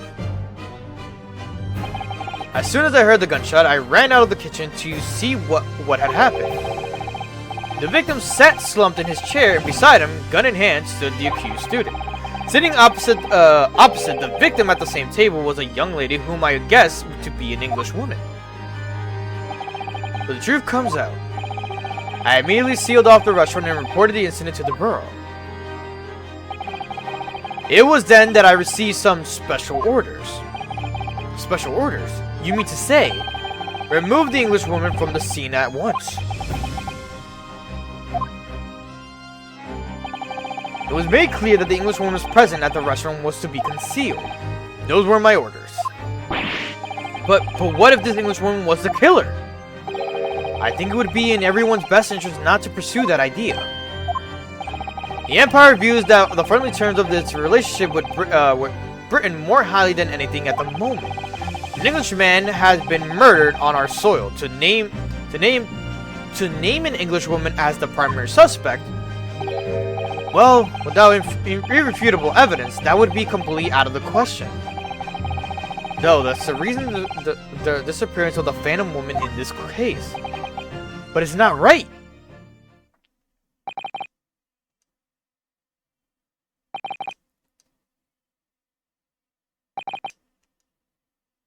Alright. One possibility does spring to mind. What do you mean, Kazuma? Yumei University is currently hosting a number of exchange students from Great Britain, and I'm fairly certain that one of them, studying in the medical facilities research laboratory, is a young Englishwoman. What? You're a shrewd man. I can see why you're the chosen candidate for the overseas study tour. You mean...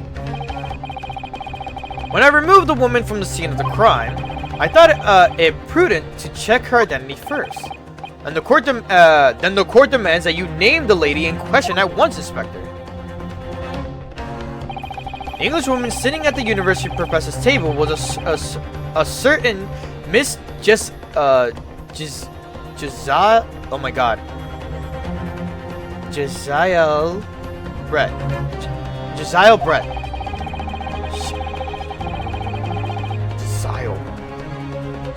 She's indeed a foreign student studying in the research laboratory of Yumei University's medical facility. What is happening here? Fucking Aoichi was just like, what's going on? I admit that under orders from the police bureau, I erased all evidence of the ladies present at the scene, and ordered these witnesses to make no mention of her in her testimonies. It must now be up to Your Excellency to decide how to deal with the situation. Very well. My thoughts on the matter are as follows. Thus far, the case presented to the court has been underpinned by the peculiar critical premise, namely that the victim was dining alone. However, as we have now discovered that this premise is false, it would be a discretion of our justice system to ignore the truth and give a ruling at this point. But Your Excellency, that would mean missing the noon deadline of the ruling in order to send the telegraphic report to Great Britain. Our own government will surely be very displeased by such actions. Calm yourselves, Counsel. I would not allow the government of our country or any other to influence the proceedings of my courtroom. Inspector Hosanaga. Yes, sir. You will locate this Jesiel,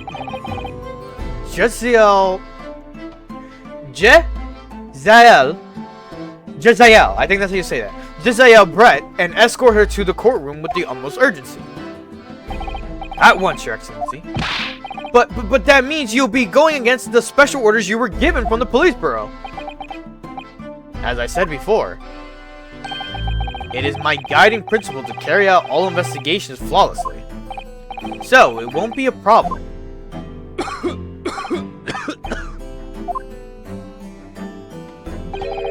Nothing will get in my way.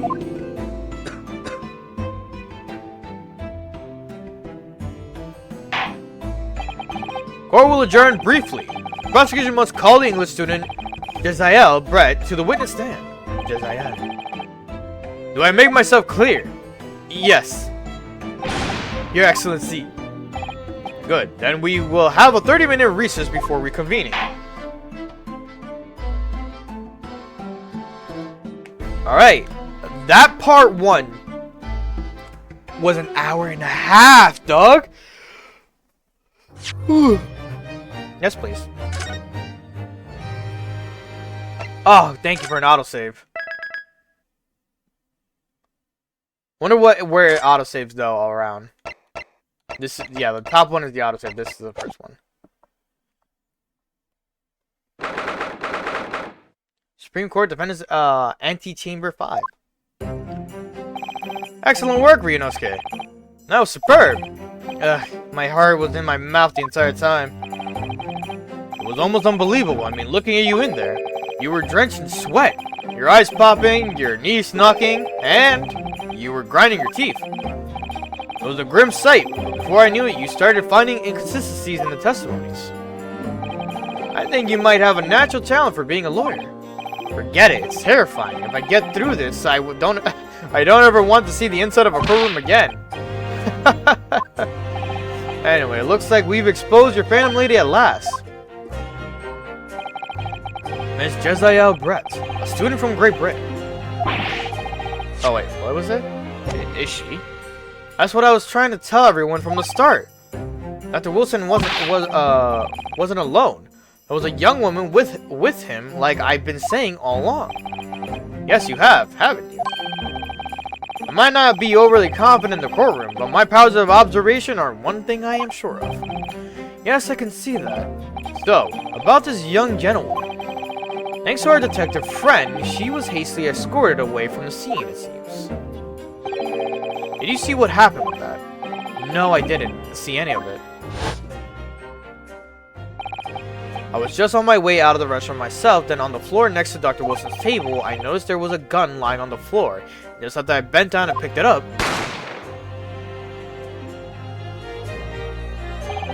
I didn't have time to think about where the sound of this gunshot had come from. The waiter ran over to me looking as white as a sheet. He bundled me into some sort of small pantry next to the kitchen. Fast thinking by the detective, he apprehended his suspect without a moment's delay. Yes, and because I was shut in the pantry, they have no idea what happened outside in the dining area. Ah, there you are. Well done, both of you. Professor Miko Toba. Well, it seems I was right. The pair of you make an outstanding team. You exceeded my expectations, I have to say. Yes, it seems you planned this from the start. You arranged things so that I wouldn't be able to act as a lawyer in this trial. Our modern country is still in its infancy. Our justice system even more so. Which is why I firmly believe that we need to send our brightest young stars overseas to learn all they can. I wanted to avoid a situation that may have resulted in your study tour to Great Britain being cancelled. Well, it makes no difference. Lawyer or otherwise, if I'm the kind of man who can't help his best friend avert the worst crisis of his life, I shouldn't waste everyone's time by going to study overseas anyway. What? What are you saying, Kazuma? That's your stance. I was afraid you feel that way. Kazuma? Well then, it looks like it all comes down to you, young man. To me? Yes. You need to prove your innocence and uncover what really took place in that restaurant. I must say I very much want to know the truth. After all, I have a personal connection to this case. Come to think of it, he said the same thing earlier this morning, didn't he? If you don't mind me asking, Professor, did you know the victim? Yes, I did. As you're probably aware, Dr. John H. Wilson was a visiting professor at UMA, and it was I who invited him. Oh, I see. I didn't know that before. Anyway, you're about to go into battle. The victim was a university professor from Great Britain, and a well-known one at that. Naturally, our government is looking to identify and punish the culprit as quickly as possible. But let's not forget who we're going up against. The gentlewoman whose involvement our police bureau went to extraordinary lengths to hide. Yes, and I'm sure the prosecution will be using every tool at their disposal to quash your case. And I have no doubt that you pair will be put up a good fight right to the last. Best of luck. Thank you. Now then. I I need you to run an errand at the university at once. There's something I think we may need. Of course. Good luck, Kazuma-sama. Defendant Naruhodo! Court recess is over. Please make your way back inside the courtroom at once. It's time. Let's get back to it, partner. Let's go in there and deal a decisive blow. Before those old fossils know what's hit them. Kazuma? What? Thank you. Really. What for? Well, if you hadn't said you believed in me, then I'm fairly sure I've already been found guilty by now. Look, I have faith in you. As a lawyer and as a friend. Coming from you, that means a lot. If I'm found guilty in this trial, he's really going to give up on his dream of studying abroad. That's the kind of true friend he is. This isn't just a battle this isn't a battle anymore. Whoever we're up against, we absolutely cannot afford to lose. Alright then, I'll save the thank yous for after the trial. You can treat me to one of those sukiyaki meals I like from Yume Cafeteria on University Street. With an extra large portion, of course. The bros.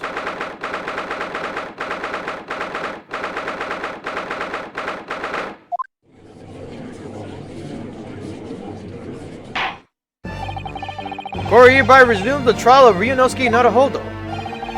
Prosecutor Aochi, have you managed to subpoena, I think that's how you said that. Subpoena the witness? Yes, Your Excellency. Against all odds. And thanks to a certain young stripling, the prosecution is now under rather painful security from the government. I think that's what that. Secrenity. Sorry. The government's synchronized that that's their job. It's nothing to worry about. It's highly unlikely that the good relations we forged with Great Britain will emerge from the trial unscathed. We still think it's nothing to worry about when the new treaty breaks down in our nation founders. Again, terribly sorry. If the friendship between our nations is really so fragile, then the treaty isn't worth the paper it's written on.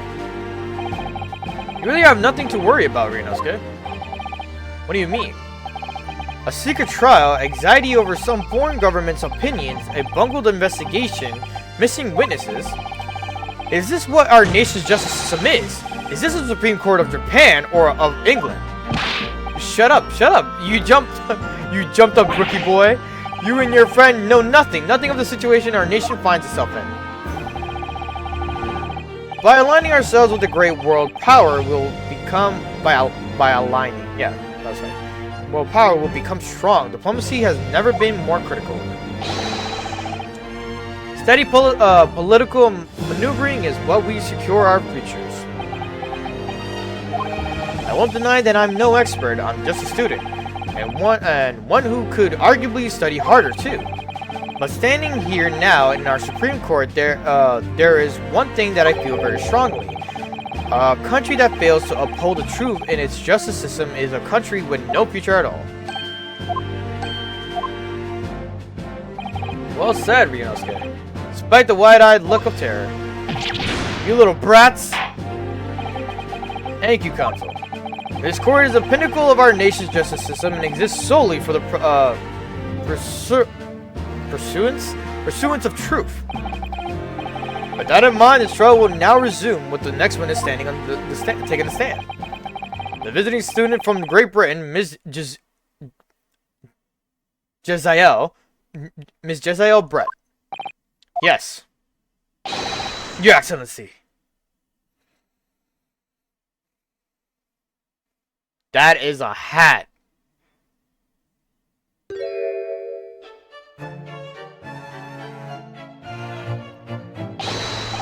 Well, what a delight it is to welcome such a fine gentlewoman to Japan and from such a distant land. Tea, someone bring English tea. In England, no. Discussion takes place without tea. Is that true? No idea. So, Could we possibly trouble you to state your name and occupation for the court? Of course. My name is Satoru Hosanaga. I have been working undercover as the head waiter at Le Carnaval, but my true. Yes, we know all about you already. Inspector Hosanaga, where are your manners? In England, it's always ladies first. Is that true? No idea. More importantly, a little earlier today, you said something to me.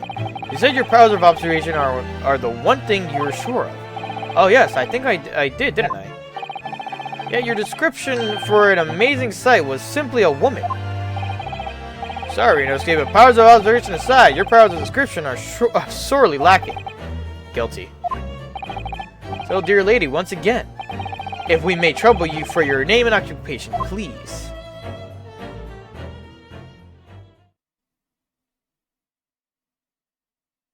Oh, interesting. What?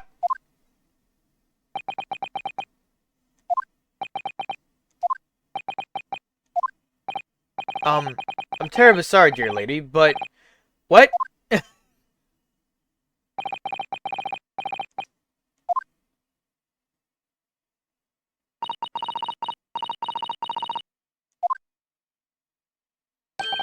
The lady says her name is Jezael Brett. She comes from London, England. She's a visiting research student currently enrolled in Yumei University's medical facility. My, what a rare treat to hear the lesson tones of a delightful language of the British people. English. That's all it is. English. It's just, I guess because we're Japanese people, we don't know what the fuck she's saying. I'm afraid I don't understand a word you said, but it was as beautiful as a hummingbird song. As far as I can tell, the detective is translating her words faithfully enough. Yes, I agree. You obviously do fine in English, Kazuma. Her English doesn't rattle you at all, does it? Nor you. You've clearly been paying attention in your English classes, Ryunosuke. Okay, so we are in the process of learning English for our classes. Okay. The court thanks the beautiful lady for taking the stand. Now, we may trouble you to confirm something, Miss Brett. 3 days ago, at a restaurant called Le Carnaval, a grim murder took place. The court has been led to believe that you were dining there with the victim, Dr. Wilson, at the time. Is that correct?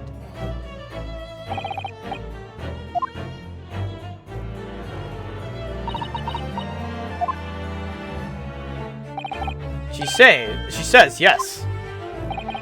This could take some time. So even though she's studying here in Japan, she can't speak any Japanese.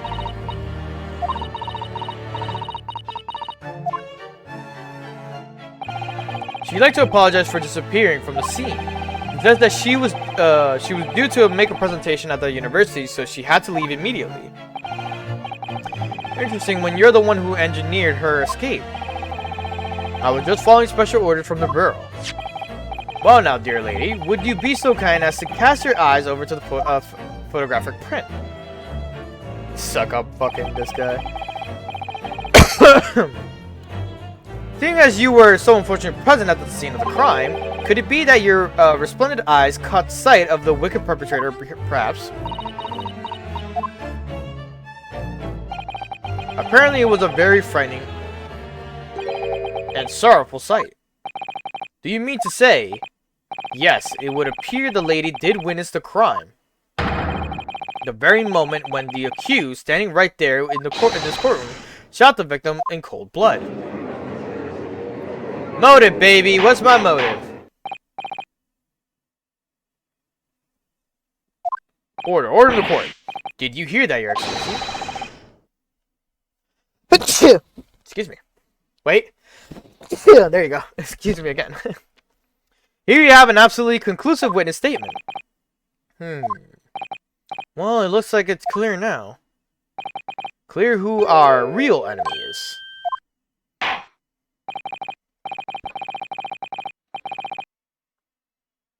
Fortunately, I will have to ask you to formally testify if you please. Kindly tell the court the exact nature of this frightening and sorrowful sight you described.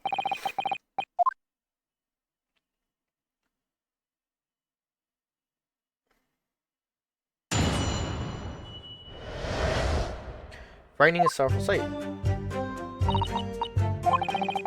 I'd arranged to meet for a slightly late luncheon with Dr. Wilson that day. The professor was unable to eat, so I ordered for myself only a beef steak. After a while, the accused came over to greet the professor, and they got into a fierce argument. And not long afterwards, the accused took the professor's gun and shot him right before my eyes. I don't carry a gun myself, so obviously I couldn't have been the culprit. So you say. No, I didn't have any kind of argument with the professor at all. Quiet, you filthy wretch. Look at you, you black-hearted blackguard, and look at this Snow White angel. I'm sure even a dark-minded scoundrel like you can imagine whose words the court is going to believe. Ugh. You're still making the same mistakes, Ryunosuke. You mustn't blurt out when you're goaded like that. That's a lesson you need to learn. But he's so annoying.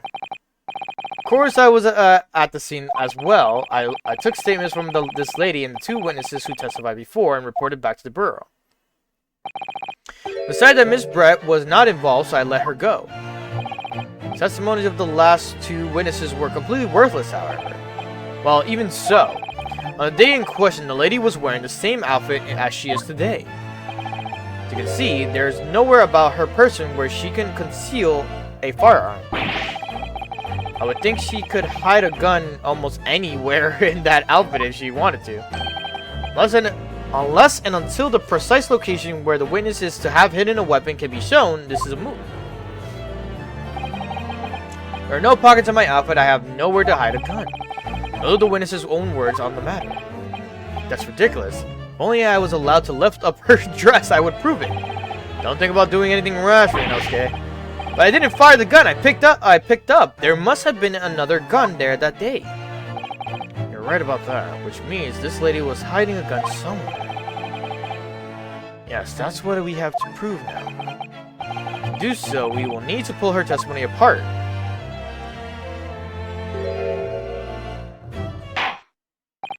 The defense may now cross-examine the witness. Oh, yes, Your Excellency.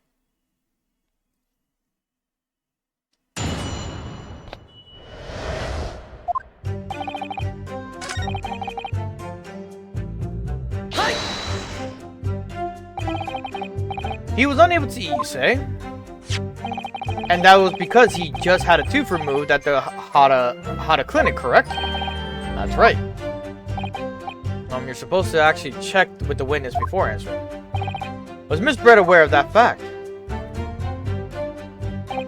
It seems so, yes. She heard that the professor was to have some dental treatment. That would mean that it was you who ate the steak pictured here, and is that right, Miss Brett?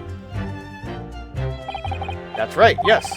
The print you have there shows the table exactly as it was left after the horrifying events. Exactly as it was left. Dear me, what a horrible experience. To have traveled to a distant island on the far side of the world and then be embroiled in such a tragic incident. Have no fear, my dear lady. I swear I will crush the evil fiend that has subjected you to a terrible plight. Just fucking... So the victim, Dr. Wilson, and had nothing to eat or drink at all.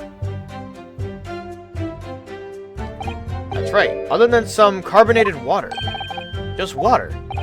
Yes, the professor was unable to eat, but he had been given permission to drink water. So it appears that the diners toasted their lunch with a glass of water each. Each raised a glass of carbonated water. What do you think, Ryunosuke, about the witness's last statement? It's very meaningful.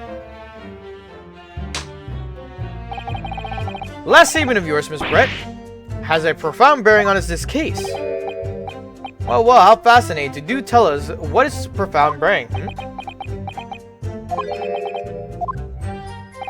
The significance of the statement will become apparent when the time is right.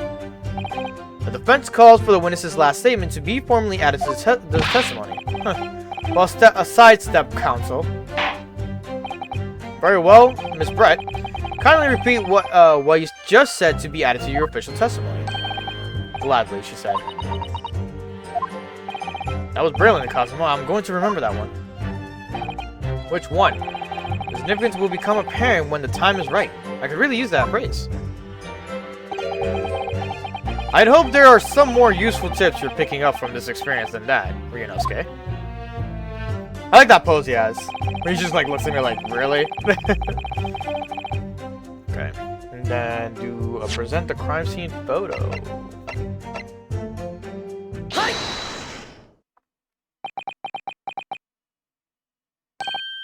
That's it.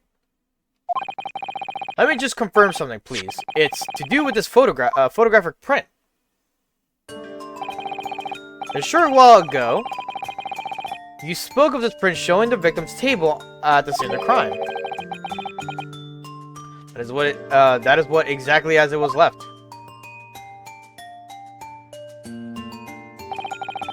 That is correct, the lady says. Well, that is odd, very odd. Dear me, what's odd of the defense's inability to express itself? Ugh. Ryunosuke, what is it about the print that looks odd to you? Well, obviously, it's the cheers. The cheers. Miss Brett just told us that she and the professor said cheers over a glass of water. But if that's true, there should be 2 glasses on the table, not 1. Ah! You're quite right, Counsel. There's only 1 glass picture here. Are we supposed to be impressed by this nitpicking over... what? Not this? What possible difference does the presence of or absence of a glass make on this case? Miniature? I don't know how to pronounce that. Minuet? I don't know. You say? Could it be that the detective here removed the glass from the table to conceal the lady's presence? Of course not. I would never do something so reckless. But there should have been 2 glasses on the table. Or are you going to try to tell me you can clink with only 1? You're quite right. I certainly took 2 glasses to the table.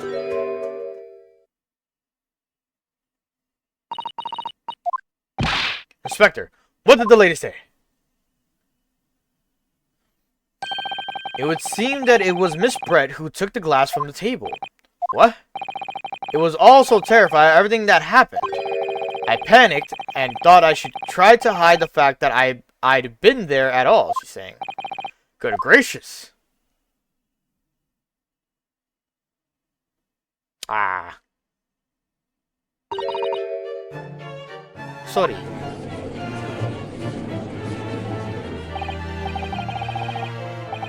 There, as I assured the court before, this is of no consequence at all. Oh, please. We must remember that this student had just murdered the lady's luncheon companion before her very eyes. Who would blame her for concealing a glass or 2 in her state of disarray? That's absurd! Oh, really? So do we take it that you are now going to accuse this vulnerable, young and beautiful woman of mischief? What? No. This can't be put down to mischief. I'd like to know exactly how the lady took the glass from the scene. It would seem that she slipped it into a small handbag she was carrying. A handbag, you say? Yes, Your Excellency. A small handheld pouch commonly carried by well-to-do women in England. So the beautiful lady has very graciously explained how and why she removed the glass from the scene now. However, the fact remains that the glass has absolutely no bearing on the case. This student has been trying to confuse the court with logical reasoning, but in the end, it comes to nothing.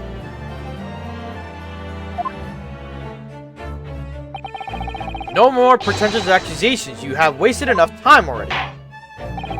Indeed, the lady has offered a satisfactory explanation as to why she removed the glass. Okay. I think henceforth we can consider the matter to have no bearing on the case. Counsel for the defense, are you in agreement? Well... I don't know, really. If you want to pursue this matter further, you're going to need to show that it has some deeper significance. Yes, you're right. So she took the glass away in her handbag. There's a deeper significance that there. If there's a deeper significance, it's the handbag. Wait, the lady put the glass in her handbag, you say? Yes, do try to keep up. It's already been explained to the court that all English gentlewomen carry handbags for small items. Let me see. A little while ago, Miss Brett stated the following. There are no pockets in my outfit, and there's nowhere to put a gun. But what she forgot to mention was her handbag, in which it would be perfectly possible to conceal a gun. You're right. Well done, partner. I had a feeling you'd pick up on that, too. What are you insinuating, you vile blackguard? It's really very simple. The gunshot was heard when the defendant picked up the gun from the restaurant floor. As he didn't fire the gun, we can deduce that there must have been another firearm at the scene. The true murder weapon, if you will. You can't seriously be suggesting. Inspector Hosonaga. Yes. Did you or did you not search Miss Jezaiel Brett's handbag on the day of the murder? No, sir, I did not. As I thought. In other words, another gun, the one that was actually used to kill the professor, could have been hidden in Miss Brett's handbag. No!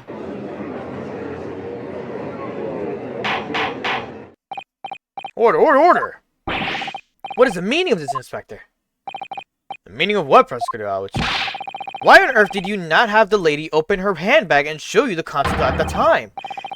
Thanks to your bludgeoning incompetence, now she has to endure this uncomfortable accusation. What is happening? Oh, it's one of these. Just give me a second. I got a bot. Block the bots or ban them.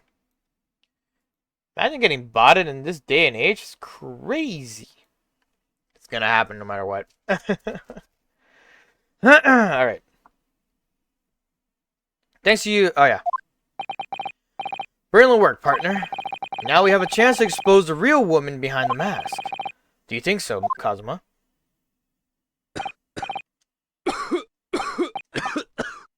Damn, bro. You good? Well, what a sorry situation. Clearly, you have no faith in the police. As I said, I did not search the lady's handbag after the shooting. Simply because it was unnecessary. Unnecessary in what way? I have to thank the student lawyer, really. I have a piece of evidence here that I had completely forgotten about. The photographic print. Oh, it's like a see-through bag. There's prints of a photograph that I thought would be prudent to take immediately after the shooting. Sorry, my left is being weird. As you can see, it clearly shows Miss Brett's handbag. Well, I never. You can see right through the to what's inside. That's right. Apparently, meshwork bags like these are the height of fashion in London at the moment. So the contents are clearly visible. Exactly. So there was no need to search the lady's handbag. If there had been a gun inside, it would have been immediately obvious. As you can see, there's nothing to imply Miss Brett's guilt. Thank you for helping to prove that, Naruhodo-san.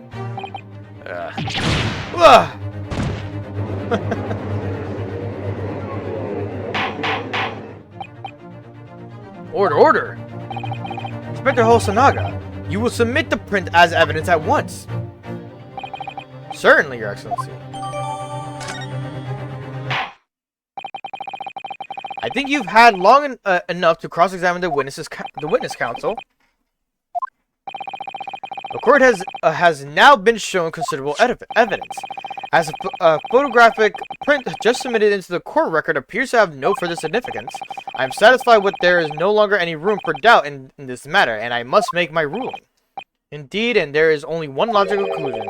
The pathetic rookie slumped over at the bench before us is the only possible perpetrator of this crime. No. Just when I thought I was beginning to turn things around. I'm in the worst situation than I was at the start. Kazuma.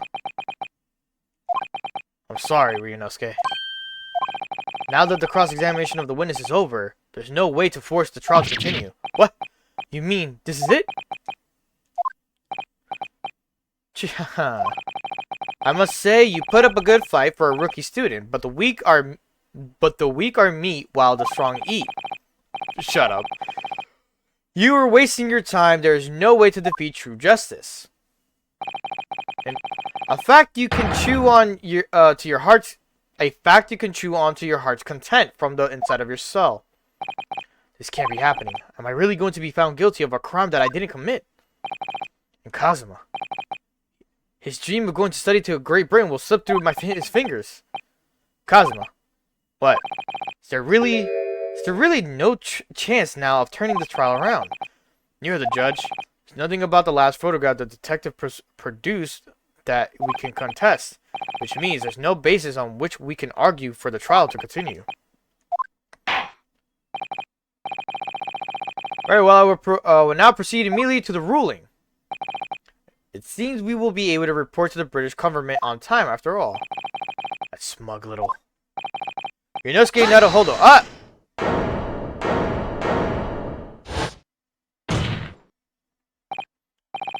Wait, Your Excellency, what do you say? Ryunosuke Naruhodo, having considered all of the evidence placed before me, I hereby find you... Ryunosuke. I don't think you can rule on this case yet. This amateurishness is getting tedious. When His Excellence deems that the trial is over, he gives his ruling. That is the most basic protocol of the courtroom. Your Excellency, just a moment ago, you said this. As the photographic print just submitted appears to have no further significance, there is no longer any room for doubt in this matter, and I must make my ruling. Now that means there... I didn't notice his glove on his left hand before. Now that means that if there was a problem with the evidence, such a significant detail, I mean, then ruling on this case at this time would be out of the question. It is a blatant straw-clutching look at the photograph print. All it shows is a handbag the gentleman was carrying on the day of question. There can be no problem with this evidence. You'd better know what you're doing, Ryunosuke. I understand your objection, counsel. Certainly, the new evidence submitted by the detective has not undergone the court's oh, God, I hate that word. Error. I fail to see how we can glean any new information from the handbag. Ah, my thoughts exactly. Really, the prosecution is becoming tired of this rookie's desperate wheezes. Yeah, and yes, I am desperate, but this isn't a wheeze. There's something about this photograph which just doesn't seem right.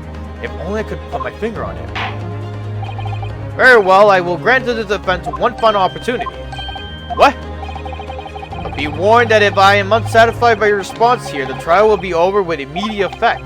Do I make myself clear? Yes, Your Excellency. So, take another look at the photograph print Inspector Hosonaga is submitted before. You will identify for the court where in this print we see the significant detail to which you have alluded.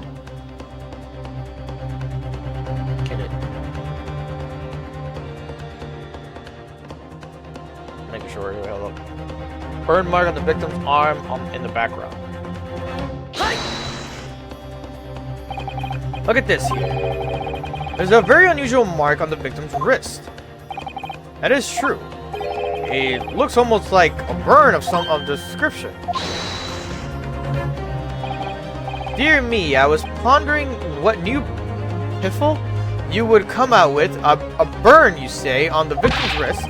Clearly, that was nothing whatsoever to do with the magnificent lady's handbag. Yes, that is a burn mark. You're right. Go on, Inspector. The police coroner also noticed it when he was performing the post-mortem examination. It was deemed unrelated to the cause of death, so he didn't note it to his report. What did I tell you? In any case, we have no idea what the victim suffered the burn, do we? Or how did it? And no possible way of knowing either. And the more I look at it, the more I find myself intrigued by the curious shape of this mark.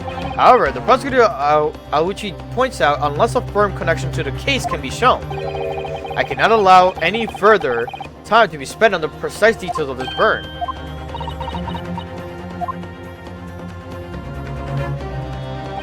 Excuse me, Your Excellency. It would seem Miss Brett has a lunch appointment with the dean and other university staff. She would like to know if she may be excused from the stand now. Of course, dear lady. We shan't hold you any up longer. I'm quite sure His Excellency is about to give his final ruling anyway. What you thinking on this, Ryunosuke? Do you believe the burn does have something to do with the case? To be honest, I'm not really sure. But if I don't keep pushing, then it's all over. But I was thinking I should keep digging and digging in the hope that I might uncover something useful. Yes, you're right. I am. If we can just link that burn to the case, if we can do that, we might be able to praise this shutting door back open again. Just give up, Counsel. You can't possibly hope to do that. Indeed, I'm afraid that without evidence, I can't allow you to pursue what little more than conjecture. But we have evidence. Evidence that irrefutably linked the burn on the victim's wrist to the case, and you would allow it. Yeah, I would, yes. Not sure if I hadn't noticed that burn. But as soon as you pointed it out, what I did notice was the color draining from Miss Brett's face. Really. I have to find some link between the burn and the case.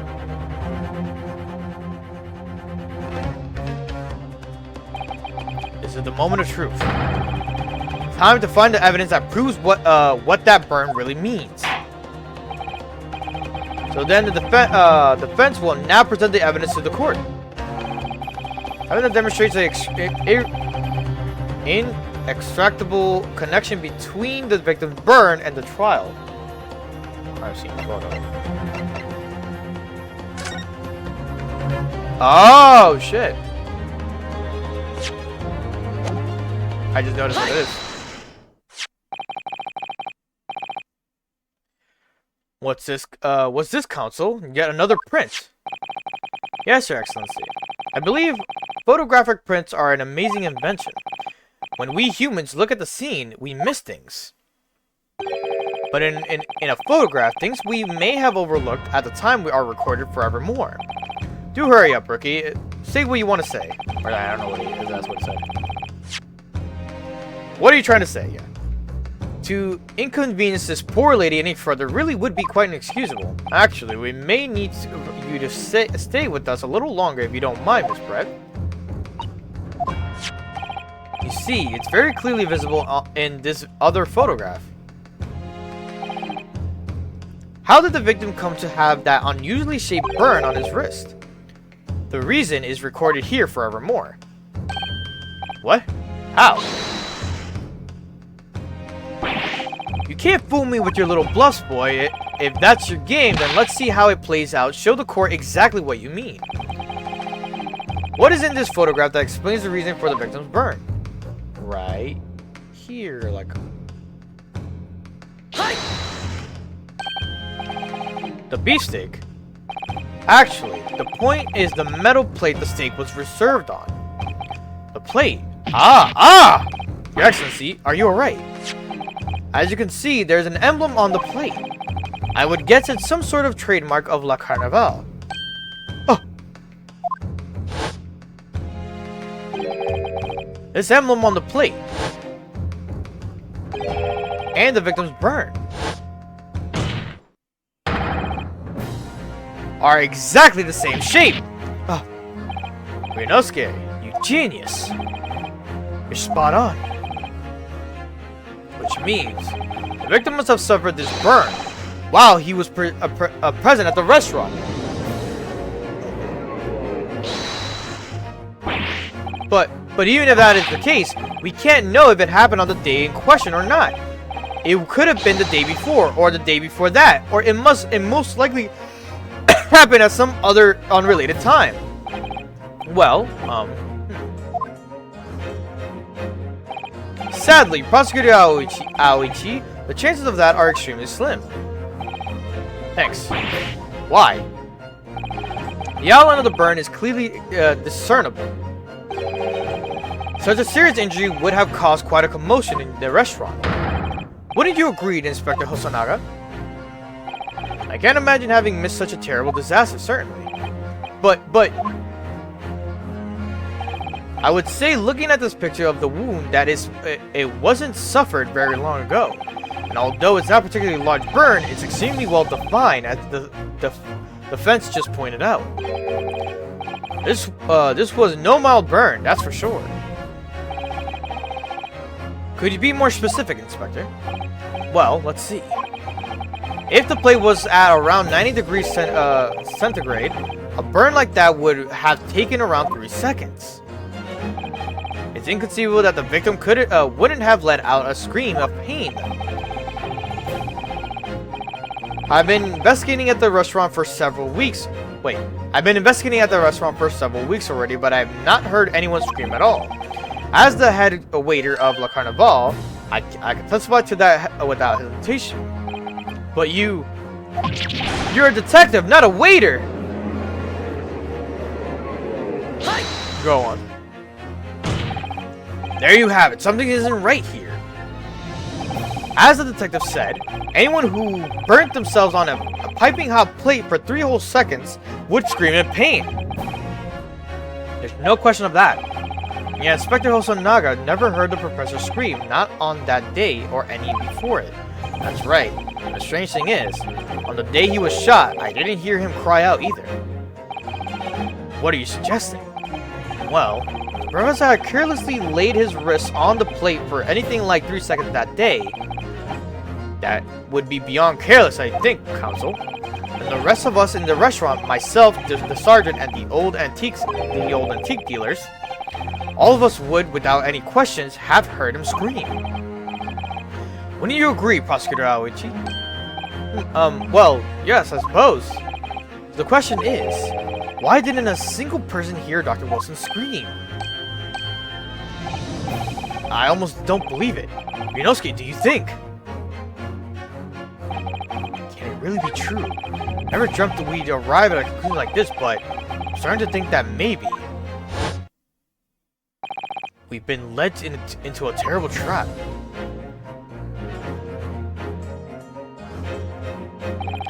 There's only one explanation I can think of to make sense of this apparent impossibility. On the day in question, when he suffered the burn to his wrist, Dr. Wilson was already deceased. No man could remain silent while his wrist was burning on a piping hot plate for 3 whole seconds. That's clearly impossible, apart from one particular situation. Counsel, are you suggesting? Yes, it's only possible if the man was already dead. Already dead! Knowing what we know now, it's the only possible explanation. When the beefsteak was brought to Dr. Wilson's table that day, the professor was already dead. That's madness! This Sparta! Oi, order, please! Counsel, explain this absurd notion at once! The victim was killed by a gunshot! That's right. That's absolutely right, Your Excellency. This is just ridiculous ploy by the rookie student, but clearly he has no grasp of the facts. No, Prosecutor Aoichi. It's you who has no grasp of the facts. I beg your pardon? As soon as it became apparent that the victim had suffered that burn while at the restaurant, this whole case was turned upside down, or have you not grasped that yet? Your Excellency, the court must hear from the witness again. If it's true, as we now believe that the victim was already dead before the gunshot was heard, It's highly likely that Miss Brett knows something about it. Incredible. I certainly didn't anticipate this twist of events. I'm sorry to say, Miss Brett, that you will have to forget your luncheon engagement. But Your Excellency, the justice system as our country may be in its infancy, but rest assured all reasonable doubt must be dispelled before I prepare to pass judgment. Thank you, Your Excellency.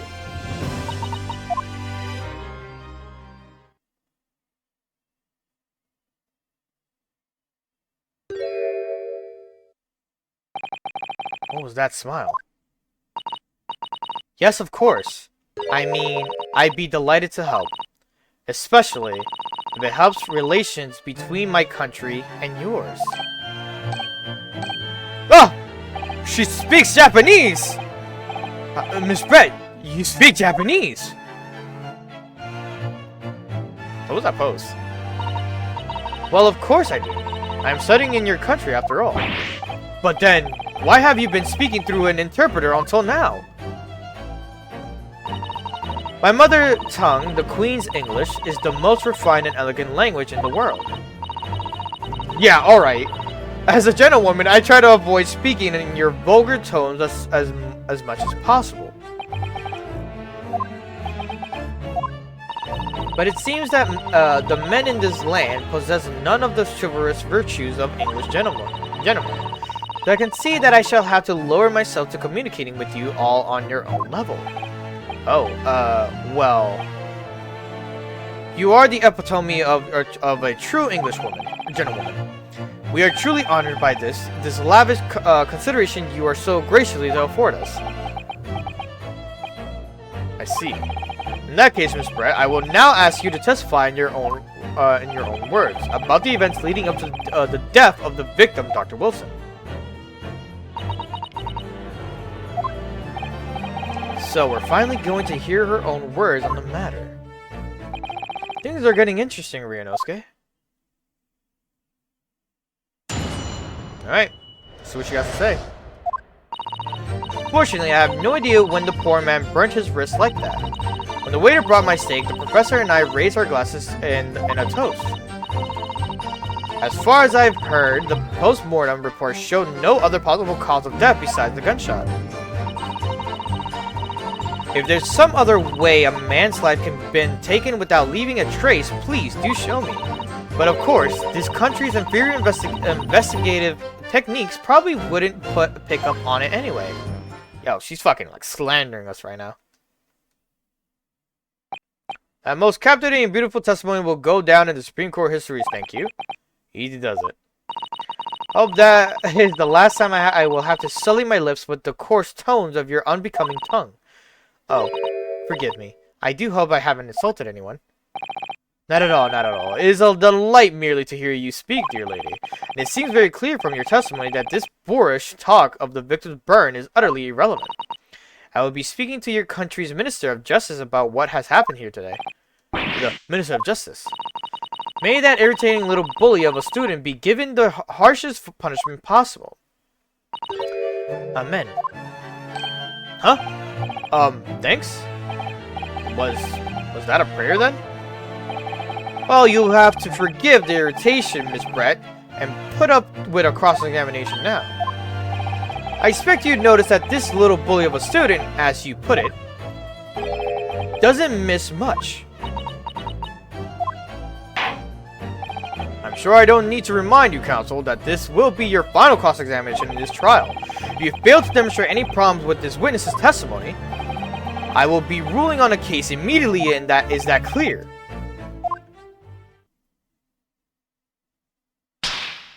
Ooh.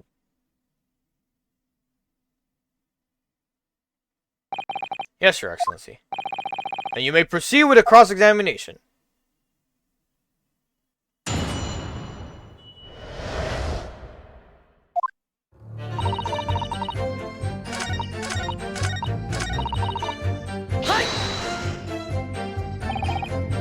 Inferior, what do you mean by that? In the lands of the Great British Empire, the police store everything found at a crime scene for a later examination. But in this country, you investigate once and that's the end of it. Isn't that so? Quite right. Le Carnival is open for business as usual today, just days after the incident. Exactly, which means that even if the investigation takes a different direction, vital evidence may be lost. Stim on the side. Does that mean something? Oh.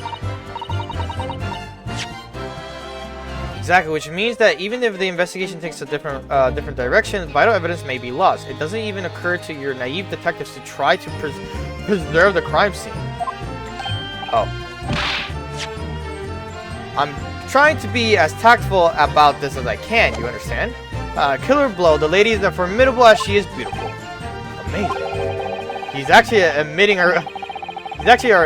our police may be flawed. Perhaps Prosecutor Aoichi is finally starting to see sense. Very much doubt that. Still, there's something about what Miss Brett just said. There was a moment before when something didn't seem quite right.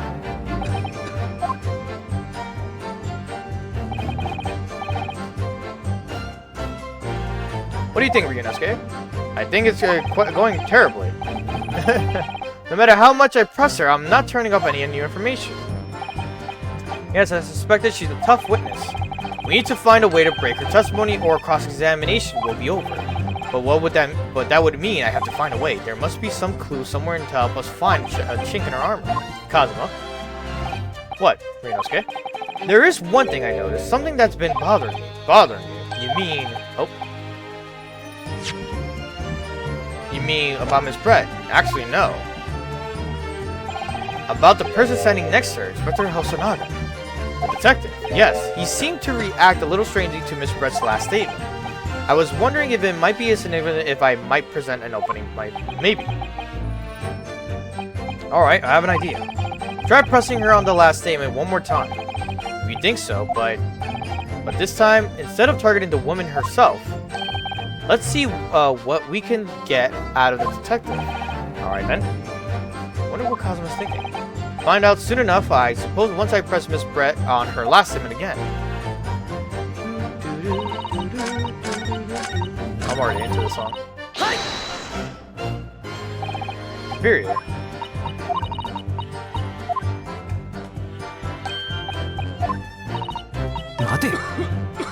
Ah. Detective, which means it. Yes, there it is again. Detective's reaction is just the same before. Why? Up until now, the detective has been in stand with Miss Brett as her interpreter. But things are very different now. For this testimony, the detective is just listening to what the Englishwoman has to say. This could be a golden opportunity. What do you mean? When people are actually testifying, they're usually very careful not to let anything slip. However, when they're listening to someone else speak, you'll find they often let their guard down. Right, look at him. He's lost in his thoughts. It's time to pursue the man and his train of thought. Sorry, pursue. I'll explain how to do it now, Ryunosuke. It's all to do with the witness's marker. What marker? At the time, we're focused on Miss Brett, who's the person actually making the current statement. Okay. But by moving the marker left and right with the D-pad, you can turn your attention to the other people in the stand. While you're looking at the other witness, you will be able to pursue them with A. You can catch the person at just the right time. You might uncover some new information to pursue. If you ever notice a strange atmosphere amongst the people on the stand, take a good look around. Alright then, so first I should move the marker across with D-pad and focus on the detective. Pursue him with A to see what's on mind. Here we go.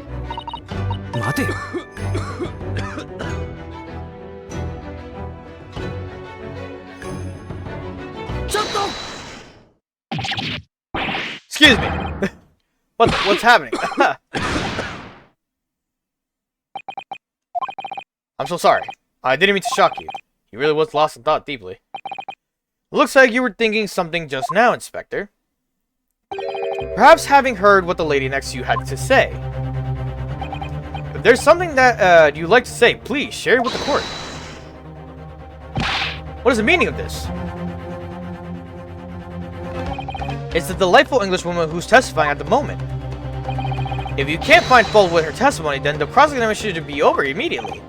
Oh, is that how it works? Absolutely not. The detective is in the stand, which makes him a valid witness. Yes, not to mention the fact that he's intimately involved in this case. Inspector Hosonaga? Yes.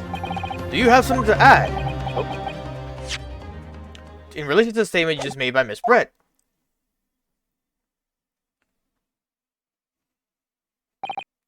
Well, yes, if you don't mind, I would like to say something. I would like to speak. The lady is right, our country's police practices are not as modern as those used in Great Britain, which is why I, Satoru Hosonaga, always try to make every investigation I'm involved in flawless. What do you really mean by that?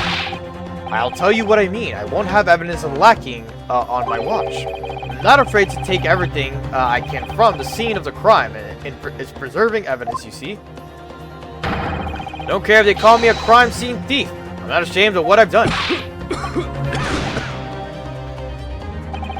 Crime scene thief.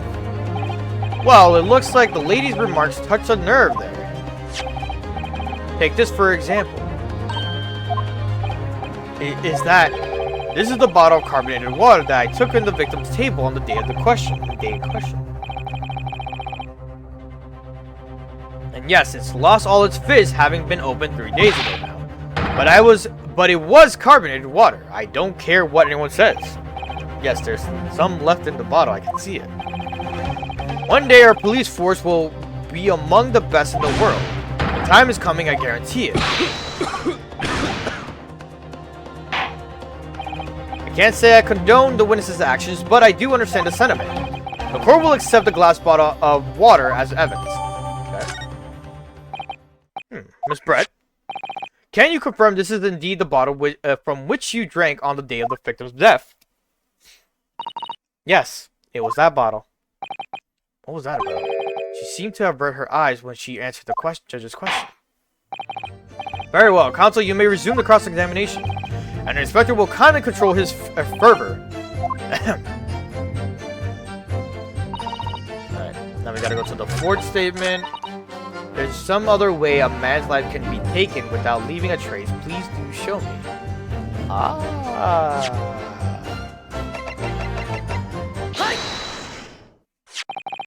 What is this? A bottle of water. Actually, there's one method of killing a man without leaving a trace that comes to mind. Obviously, I'm referring to poison. Poison. On the day of his death, we know that Dr. Wilson drank from the bottle of carbonated water. Could it be that there was poison inside? Could it be that the professor actually died after taking a sip from his glass?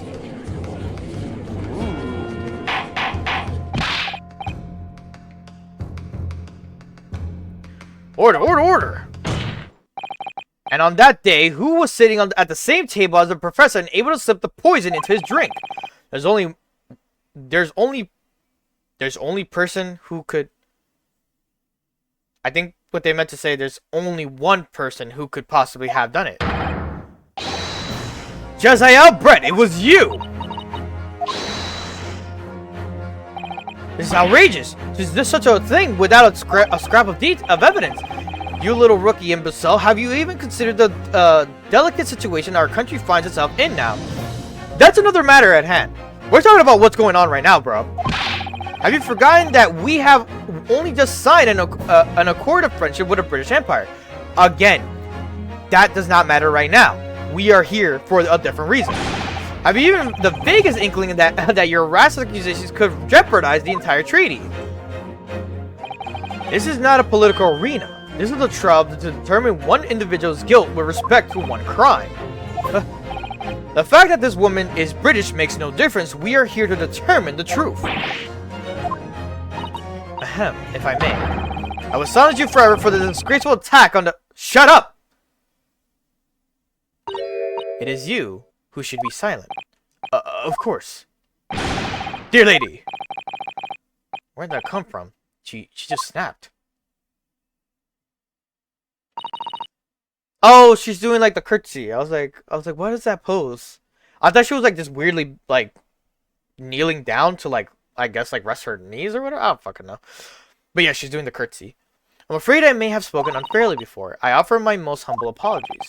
I'm sorry, my lady. To what are you referring? Describe your police force as inferior, but no matter how inferior they may be, you still investigated this peculiar point thoroughly, I believe.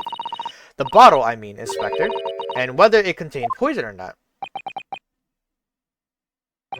Of course. You did? Have you forgotten what my guiding principle is already? I strive for a flawless investigation every time. I don't believe it. Naturally, we tested the inside of the bottle and its contents. And what did you find, Inspector? I ordered tests for every toxin that's available in this country at the present time. We could find no trace of poison of any description in the bottle of carbonated water, Your Excellency. What? Are you sure? The tests were meticulously carried out by the chief coroner himself. No.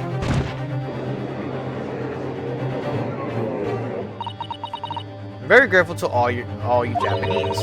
You successfully established my complete innocence in this horrid affair. Whoa! I'm so... Whoa! What's going on? What? Mark Takashioda? Oh wait, is that how you say your name? I appreciate the raid so much. Oh my god, there's people! Ah! Hello everyone! Mark Takeshi Oda. Voice of Ryunosuke Naruhodo. Ah. Wait, what? Wait. Oh, what? The voice actor to Ryo is here?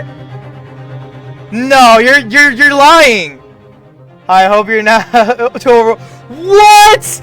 You're lying! What? Oh shit! Oh shit!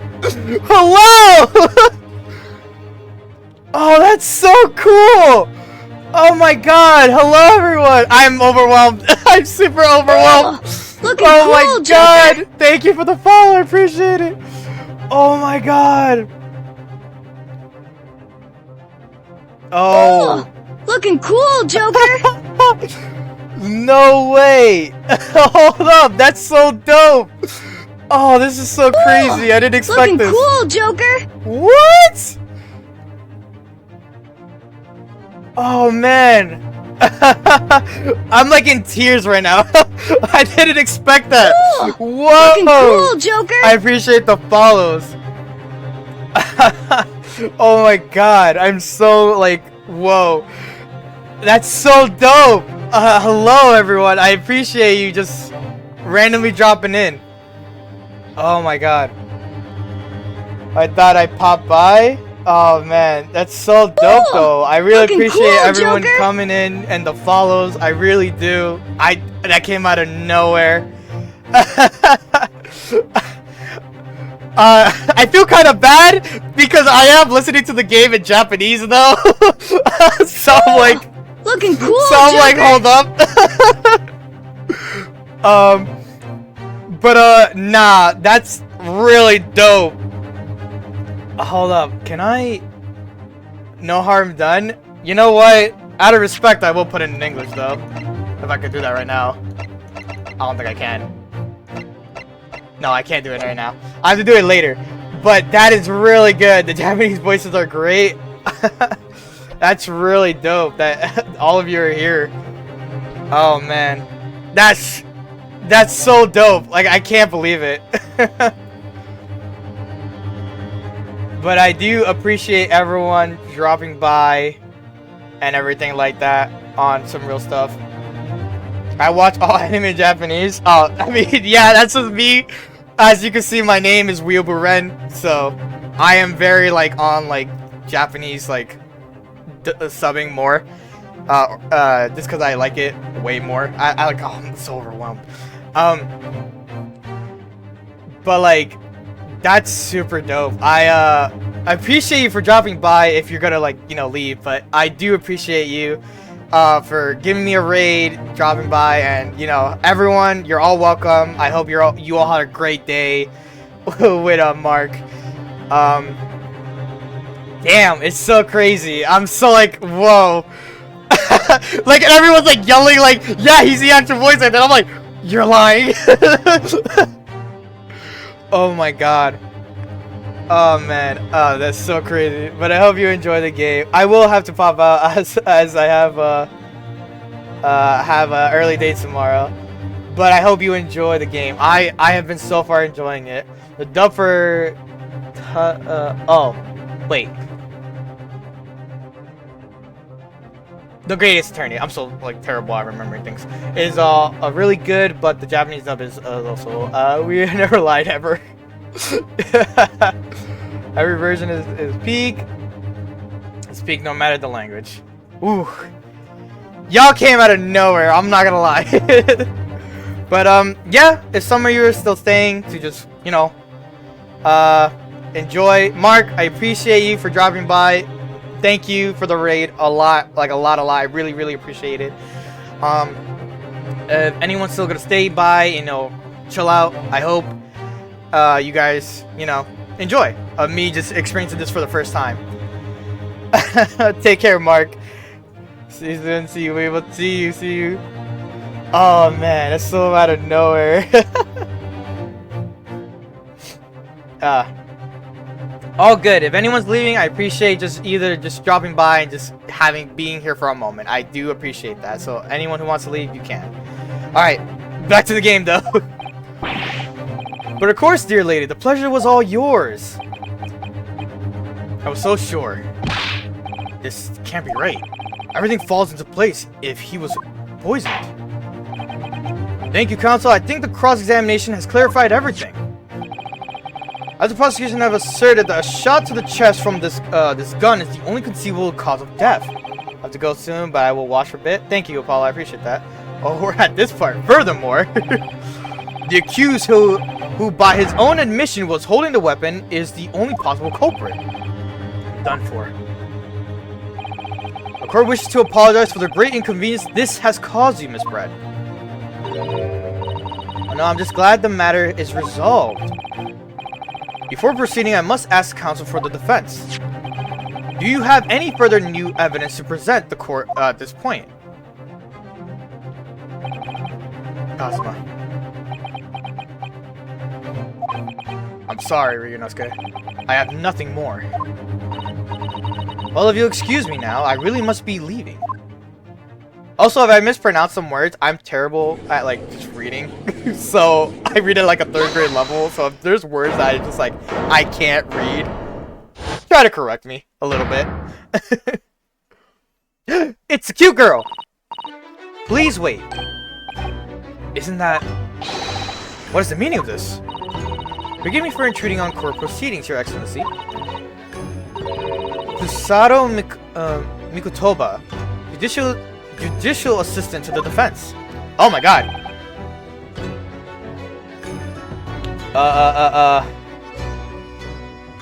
Have you played the other Ace Attorney games before, Susato? Yes, I have. I have been working on a series this entire time. I have played through the original trilogy. I have played through both Mount Edgeworth games, as well as I have just completed the Apollo trilogy. So I completed Apollo Justice, Dual Destinies, and Spirit of Justice. Literally like 2 weeks ago. So, and this is now, I'm up to these last 2 games to finish off the Phoenix Wright games in general. So I've been working on this as a series. Mikutaba. My darkest hour with nowhere left to go, she appeared like a bolt of lightning. And in her hand, she carried a small package wrapped in a furoshiki cloth. Furoshiki.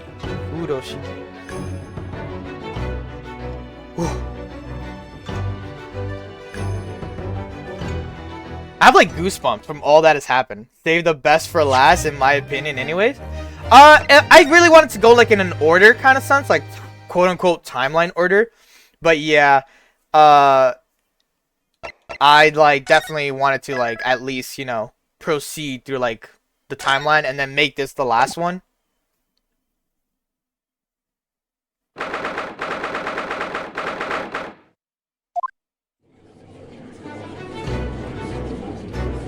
Alright. Last part of this whole thing. I do have a guide up in case I want some assistance, so that's why I have it in case of just that, but I'll make sure not to spoil myself too much on what's going on. Well, I understand you are the judicial assistant to the defense, but why is a sudden ingress in my courtroom? Oh, I would appreciate that so much, Kate. A judicial assistant and a woman, no less. The rules state that females are not permitted into this court of law other than to testify. Yes, I fully understand. I ask only for 5 minutes of time. I have some vital evidence that I must hand over to the defense. Ha, you're too late, little girl. This trial has already been concluded. 5 minutes. I will not allow a moment more. But, Your Excellency, I am most grateful.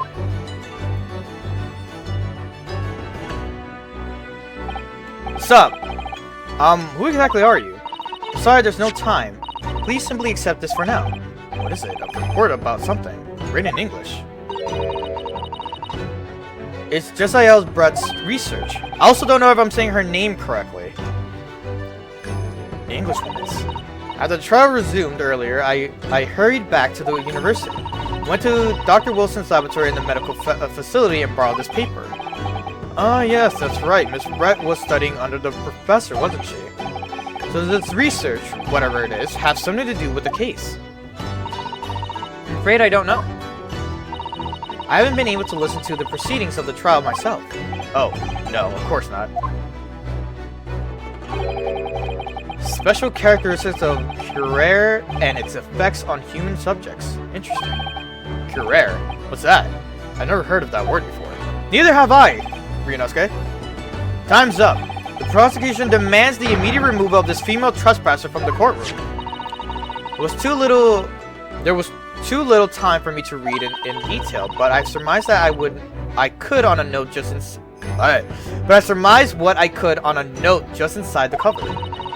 Go for now, but have a good stream. Enjoyed the game. Thank you, Paradise. I appreciate you for dropping by. I think it could be valuable. Please cast your eye over it. This is wonderful. Thank you. Jesiel's report has been answered. Yeah. Goodbye then, and good luck. Thank you, Sasato. Appreciate you for being here.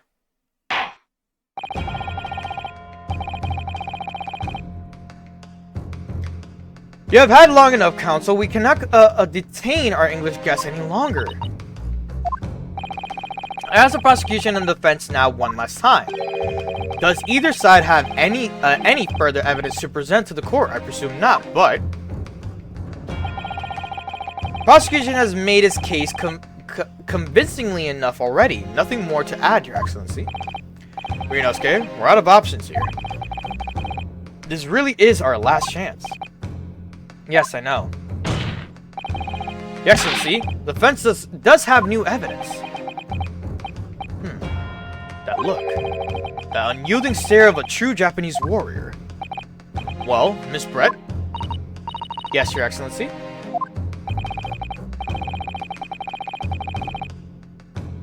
My bad. If you wouldn't mind, perhaps you could grace us with your presence a little longer. It's a delightful invitation, but I'm afraid it's not so very long until... Ah! Forgive me, Miss Brett. It seems I wasn't clear. I realized it was phrased as a question. However, let me read what she said.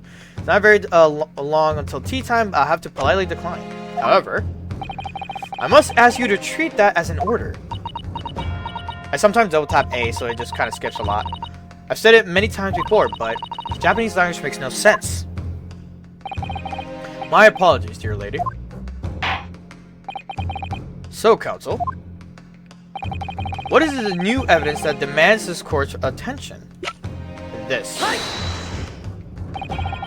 Miss Jesiel Brett, we understand you were studying under Dr. Wilson at Yume University during research. research, by sheer coincidence perhaps, into a deadly poison. What? Poison? Where are you going with this, Counsel? A toxin known as Curare, Your Excellency. Even the slightest amount of this deadly poison entering the body leads to instant death. What complete and utter nonsense! Curare, you say? I've never heard of it. You wouldn't have done? You wouldn't have done? Wait, huh? What do you mean? I mean that you wouldn't have heard of Curare before for one very simple reason. It doesn't exist in our country. It doesn't exist. Correct. Which means, no matter what test the police can do for toxins, they never identify Curare. Why? Because there is no test available here that can identify the presence of this highly deadly poison. His name is a reference to the Sherlock novels. Also, Curare is a real poison. Fun fact. Good to know. Good to know. Order! Counsel, does this deadly poison truly exist? According to this report, authored by the visiting research student from England, Curare has long been used by the tribespeople of South America as a poison to lace their arrows. It seems that it's reasonably well known among European doctors and scientists. To lace their arrows. The report states that it is produced from the extract of a tree that grows deep in the Amazonian jungle, and it was first brought back to Europe at the turn of the century by explorers. It claims that animals shot by arrows laced with Curare suffer instant death. Doesn't that about sum it up, Miss Brett?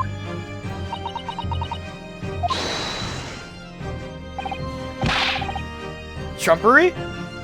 What?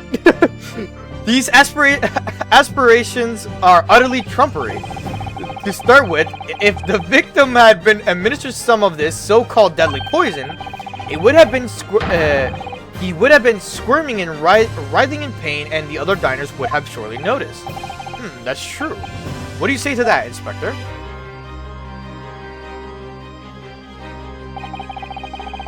Obviously, I would have noticed a disturbance like that. I don't remember anything like that either. I didn't notice the professor being in any kind of pain. According to this, however, it's the other way around. What do you mean, the other way around? The very fact that the victim didn't show any visible signs of distress is evidence that Curare was used. Explain yourself, Counsel. The moment this toxin enters a person's system, it causes instant paralysis. In other words, afflicted victims lose all strength and are completely unable to move. Even if they were in total agony, there would be no visible signs of pain at all. How terrible! Obviously, if a man lost all strength in his muscles, he'd collapse on the floor. But with a chair under him for support, as Dr. Wilson did, the effects could go largely unnoticed. But I don't follow, Cosmo. That's just paralysis. I thought the poison caused instant death. The full explanation is extremely unpleasant. The poison causes immediate paralysis, as I said, leaving the victim unable to move. But after a short time, the paralysis is so severe, it causes the muscles that control respiration to fail. Respiration? In other words, the actual cause of death is suffocation. Suffocation, no breathing, sorry. And all the while, the victim is conscious and aware. Blah, blah, blah. Okay. And all the while, the victim is conscious and aware, just unable to move. I do that a lot, just so you guys know, if I mess up my words. That's hideous. To the observer, it would look almost like the victim was slipping peacefully into an endless sleep. But for the victim himself, its final moments would be a living hell. That is the true nature of this deadly Curare poison.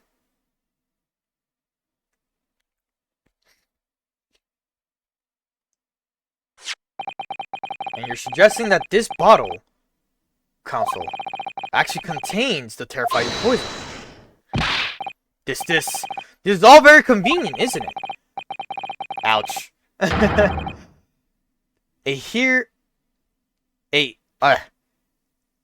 A hitherto unknown poison for which there is no means of testing. What a happy tale for the defense.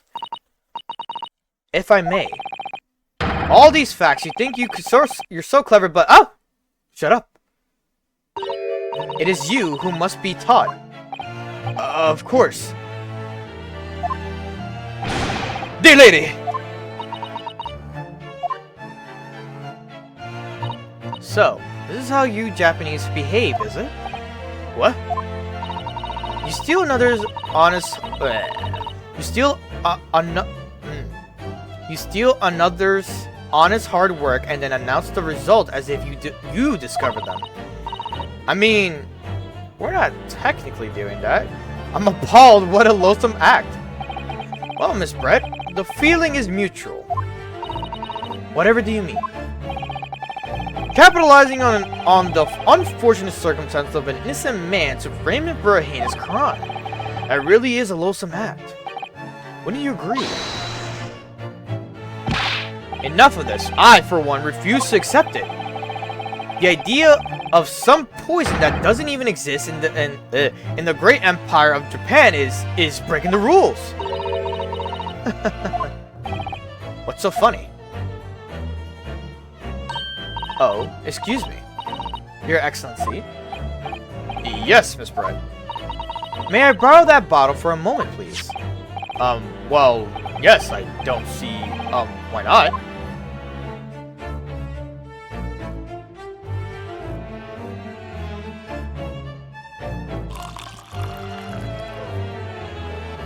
Oh, she's gonna taste it? Or drink it?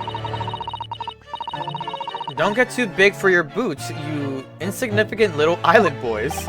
Oh, the island boys, huh? Sorry. Sorry. To an English woman such as myself, the whole affair is a farcical comedy. Your little police games and these foolish courtroom antics is laughable, really. But I'm getting bored of it all now. It's time for the games to end. And she drinks it. Cheers. I love that she's consistently hiding her face. What? What are you doing?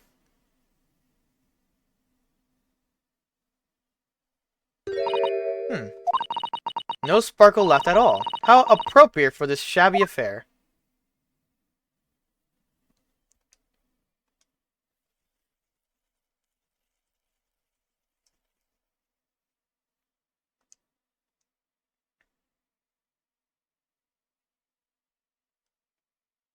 Silence. Goodness. Whatever is the matter? You all look quite stunned. So, no cure error. The bottle was clean. Is that what you're saying? You look quite incredulous, little boy. But of course, that's the simple truth. Didn't Byakuya do the exact same thing? Yes, he did. He did indeed. I know who you're talking about instantaneously the moment you said the name.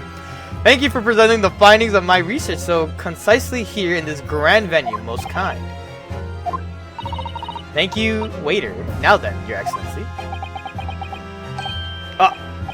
Yes, Miss Brett. I should like to be excused now, please.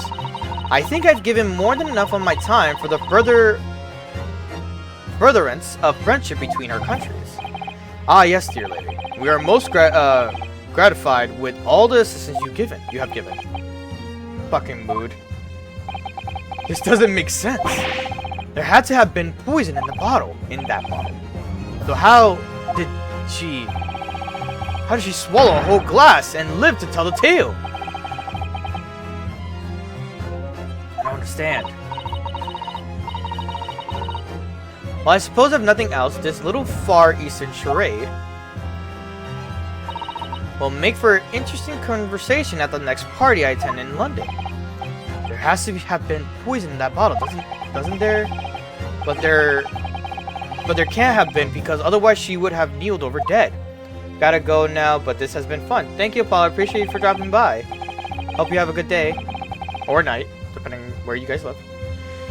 Come on, Ryunosuke. We have all the clues now. The bottle of water contains poison. Culprit did put cure poison into Dr. Wilson's carbonated water. The defense refuses to change its position. You're serious? Fool, are you blind? There's no possible way the bottle could contain poison. I mean, we just saw. There's Brett drinking the water from it. That's right. Which rather complicates your argument, I think. And I believe that complication can be explained. How exactly? Let's think through all the things that don't quite add up here, one by one. I'm sure the answer is in the evidence we have in the court record somewhere. It has to be. I love the way he looks around when he's like. Very well. If the defense truly intends to assert this claim, then I must ask you to support the assertion with evidence. What explains how the witness was able to consume the supposedly poisoned water unscathed? Giselle's report. The answer to this riddle is right here in Miss Brett's own research report. And that's not a valid explanation, no? After all, we don't speak English. That report is utter gibberish. This impudent young scoundrel is trying to ridicule the court, Your Excellency. I'm not trying to ridicule anyone, honest. I'm just reading Susato-san's notes. I concur. This report is too extensive to be considered in its entirety by the court. You will direct us to the pertinent section, Counsel. Which section of the report reveals the alleged answer to this riddle? Special characteristics. We've been hearing a lot about this Curare poison. And it's left me curious about something. Oh, Counsel? Well, it sounds as though indigenous hunters have been using the poison for years and years to lace the heads of the arrows that they shoot at whatever prey they're hunting. So we've been led to believe yes. And the point of hunting is to catch prey to eat. Get to the point, please. But if they were to use these lace arrows, doesn't that mean there would be traces of poison left in the prey of the hunters were going to eat? Yes, good point. So surely the hunters wouldn't want to eat their prey, would they? Because then they'd be eating poison. Good gracious, Counsel. No, that would be madness. But I actually found the answer to the conundrum.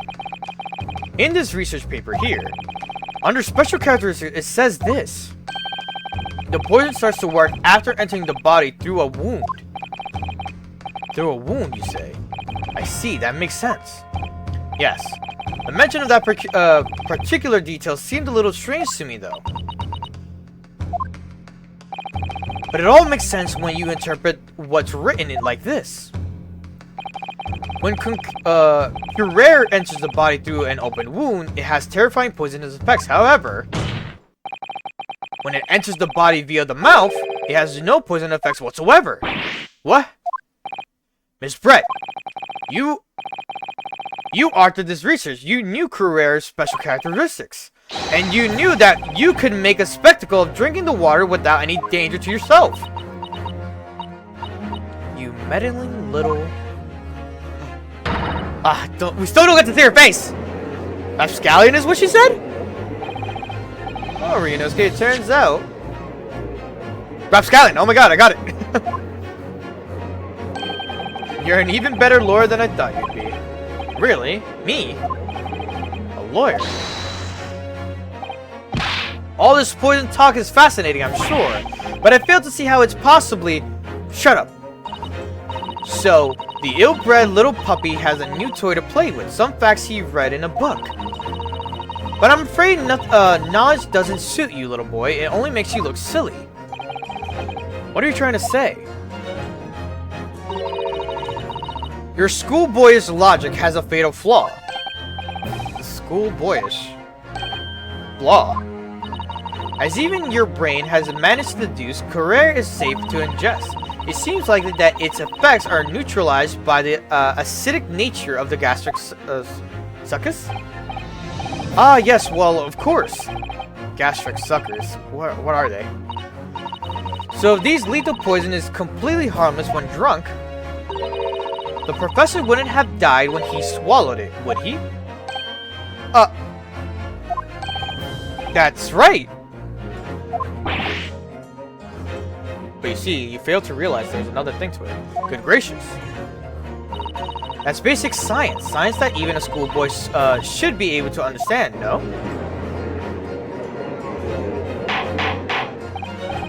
Order the court.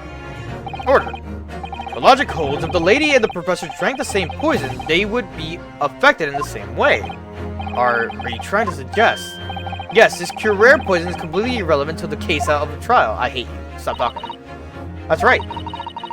Sure, even a little cockroach like you could understand something as simple as that.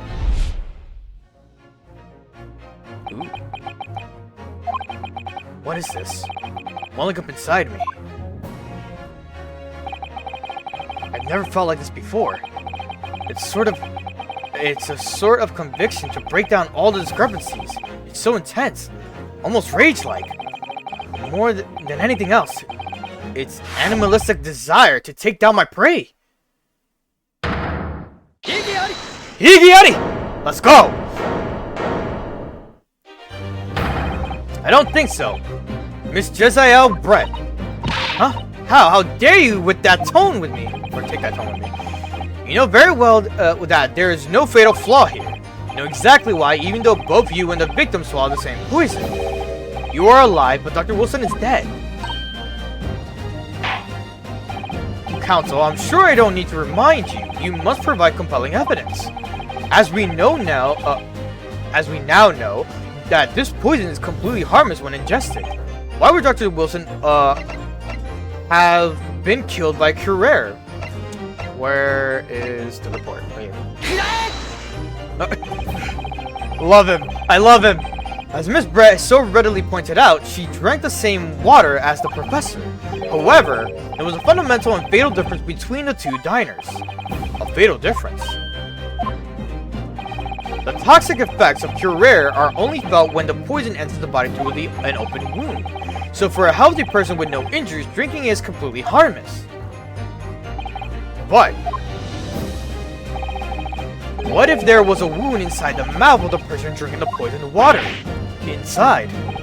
Yes, like the wound you might have if you had just been to the dentist and had a tooth extracted, for example.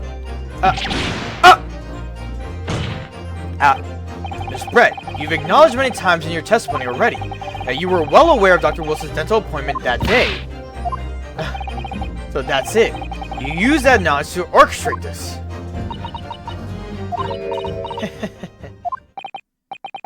Is she laughing? I don't like to repeat myself, but honestly, I can't resist. These childish courtroom games and your half-baked arguments are also puerile, whatever. What do you mean? Don't worry, little schoolboy. You'll find out soon enough.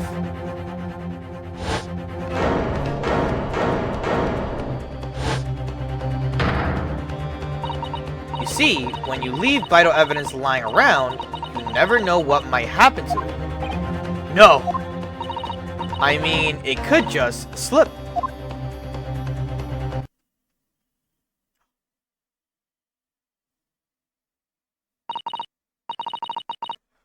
That's very rude.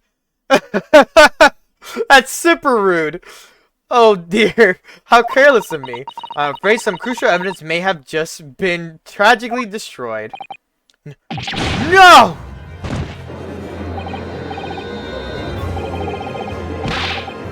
Englishwoman just Supreme Court, what a terrible blunder. Officer, what are you waiting for? Collect up as much of the water from the broken bottle as possible at once. You're wasting your time. The delightful carpet under my feet here... The delightful carpet under my feet here was a gift from the British Empire. I assure you it will soak up the water beautifully. You have neither the technology nor the presence of mind to recover it. How could you? You won't get away with this! Ma'am, you can't just do that in court, honestly. You could thump the bench and shout as much as you like, little boy. I'm afraid you will never know now, will we? If there really was poison in the bottle or not. Let me check something real quick. Oh, 23. 24. Aren't we about the same age? like kind of close. But I'm afraid we'll never know now, will we? If there really was poison in the bottle or not. I would assume they're the same age, Kazuma and Ryunosuke. You. Let us not forget, we still have some very compelling evidence left intact.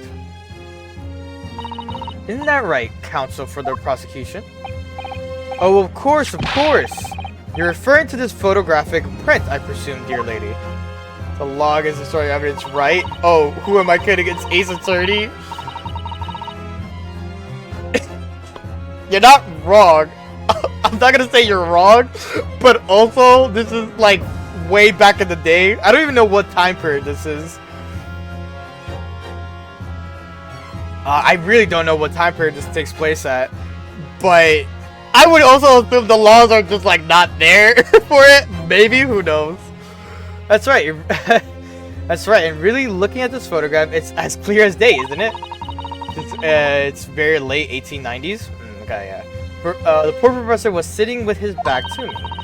So, of course, the only person who could have shot him from the front is the little schoolboy.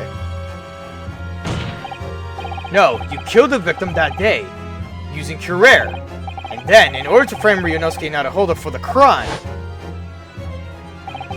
you waited until he picked up the pistol you'd arranged for him to find it on the floor, before you shot the professor's dead body in the chest with your own hidden gun. Then in the confusion that followed, all you had to do was turn the dead professor and his chair around. You see, you had every opportunity to commit this crime. What a wonderful imagination you have, young man. He's a year younger than you. A hidden gun, you say, and I shot the professor's dead body, did I?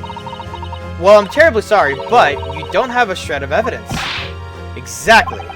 And as you have nothing to support your wild claims, the prosecution's stance remains unchanged. The victim, Dr. John H. Wilson, was killed by a gunshot to the chest. Delivered in cold blood by the accused Ryunosuke Naruhodo.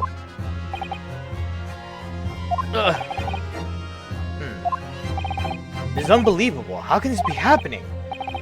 We had her, but now, is she really going to get away with it? The way she destroyed that evidence was obscene. Ryunosuke. Yes. We've come this far, but now you're the only one who can finish this. Finish it. What? What do you mean?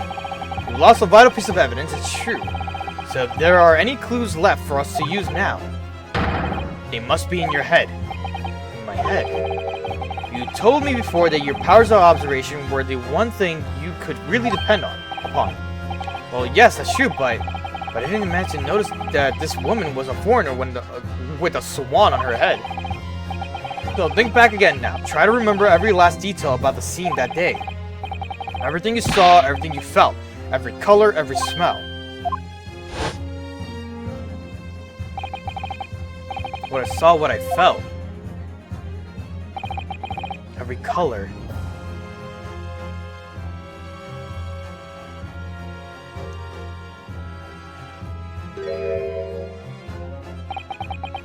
Is Kazuma right? Somewhere in the vibrant memory of the same scene in my head?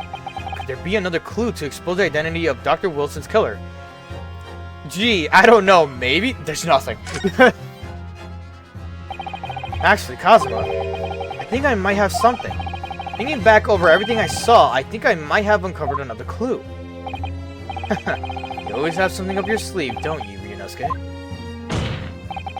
Come on then, let's wipe the smug smile off that Englishwoman's face with some evidence. Alright, I can't wait. It's been nagging me for a while that something feels amiss in my memories of that day. Whatever it could be, whatever it is, could be the key to arriving at the truth about all this. Here's somewhere the clue that shows Dr. Wilson's real killer must have been is this, right? Inspector Hosonaga, answer me this. Yes. What is it? He's like, he's so distraught that the glass was broken, so he's like, my evidence. He's still miles away, probably thinking about that bottle being smashed. Yep. As you said a number of times now, you strive for perfection in your investigations, don't you? Absolutely. I wonder, therefore, if perhaps you took anything else from the scene of the crime. Like, for instance, the plate of the steak that you took to the victim's table that day. Wait a minute. Where are you going? You know I can be normal while we're still in this case and the next because Van Six isn't here yet? Huh? Where are you going with this, little boy? It's just a memory that's been troubling me. What memory? I saw the scene shown in this photographic print with my own eyes that day. And I saw that on the wooden base of the plate that the steak was served on was a splatter of blood. What? Oh, really? And what of it? Obviously that must have happened when you shot the professor. No, that can't be the case. Prosecutors that I've been going feral for the past 2 years. Well, hopefully that'll be soon when we get to meet him. Take a good look at the photograph and the relative position of everything there. The plate of steak is almost directly behind the victim. If I'm supposed to have shot Dr. Wilson in the chest from the front, there's no way the blood from the victim could have ended up directly behind him. Yes. For blood to have made it onto the plate, it implies the plate was between the victim and the shooter. Which means the shooter must have been sitting opposite the professor, as you were. Josiah Brett! I beg your pardon. This is beyond ridiculous. I missed out. The court seriously expected to believe something that accused has apparently just the accused has apparently just remembered seeing.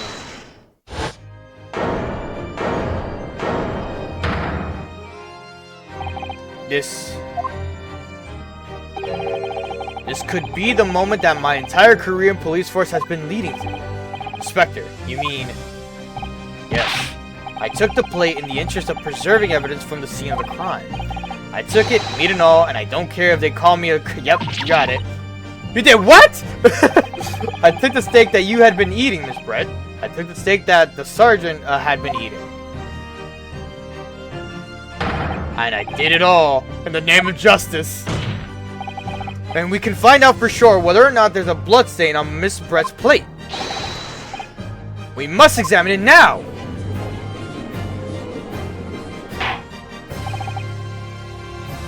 Inspector. The court wishes to examine the plate from the victim's table immediately. Osanaga W, honestly.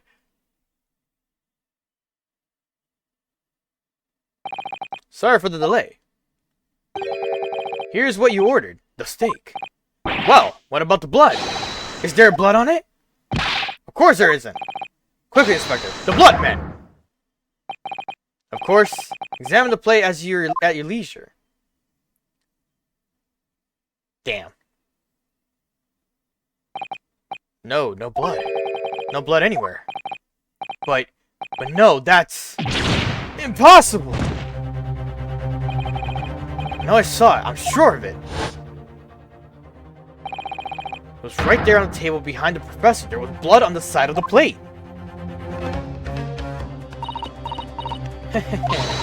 What an unbecoming expression, little boy. You see, this is why I always say you can't trust what the Japanese tell you. Well, that's a little bit racist at that point. No, that is racist, not a little bit.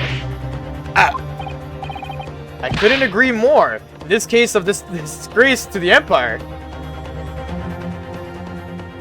Brown-nosing Tony out here, by the way. I believe we may finally have reached a conclusion in this trial. Let's hope so. This let's pretend attempt at courtroom proceedings is painful to watch, but I do promise to do my best to forget all about it when it's over. Ha! The sorry-looking steak reveals the facts all too clearly. If the sorry, a lot of the British characters are racist. Ooh boy, can't wait to experience that in these stories. If the story-looking accused wishes to examine it again, be my guest. But this is the 1890s, and this is when they recently got a treaty. So I get it. It's in the character, you know. I get the time placement. It makes sense. Was the plate I saw or thought I saw just a figment of my imagination? This is it now. I've lost. Ryunosuke. It's not over yet. Not until you find the final gavel. Never stop believing in yourself. Keep looking forward, no matter what. He pretty much just gave me a common, believe in the me that believes in you type shit. Believe in myself, really? Maybe I should at least examine the evidence for myself. As the evidence requested by the defense has not been shown to be problematic in any way, I presume any further examination of evidence in this trial will be unnecessary. Does the defense have any objections? That Bloodstone was going to clench the trial for me. Can this plate of steak reveal any other clues at all? There's another clue. Your Excellency, please wait. Oh, there is another clue. Another clue that will reveal the shocking truth. The only thing that's shocking here is your unhealthy fascination with beefsteak. I could go for a beefsteak right now, to be honest. I haven't had that in a long time. Your Excellency, I think I've made myself clear, haven't I? I will not be able to turn a blind eye to any more unnecessary procrastination in this trial.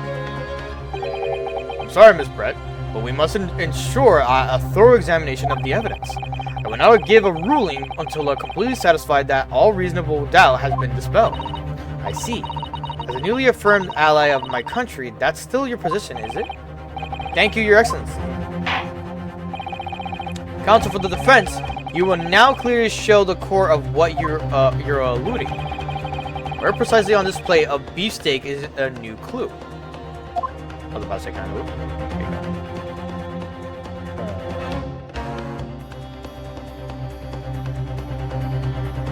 You know, I personally thought it was under. Cold. Huh?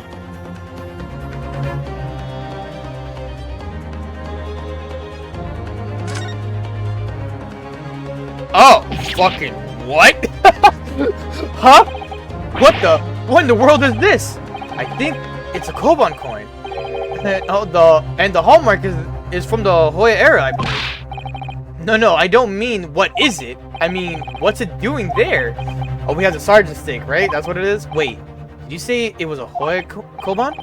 Yes, and apart from the meat juice, it looks to be in good condition. I imagine it's very valuable. This isn't the first time today that there's been talk to a Hoya Koban. I've heard of pearls before shine, but I've never heard of a bullion in a bullion. I don't think you ever will again. Extraordinary though. This means present. Good gracious, that's Koban. What on earth? Ahoy, Eric 1 at that.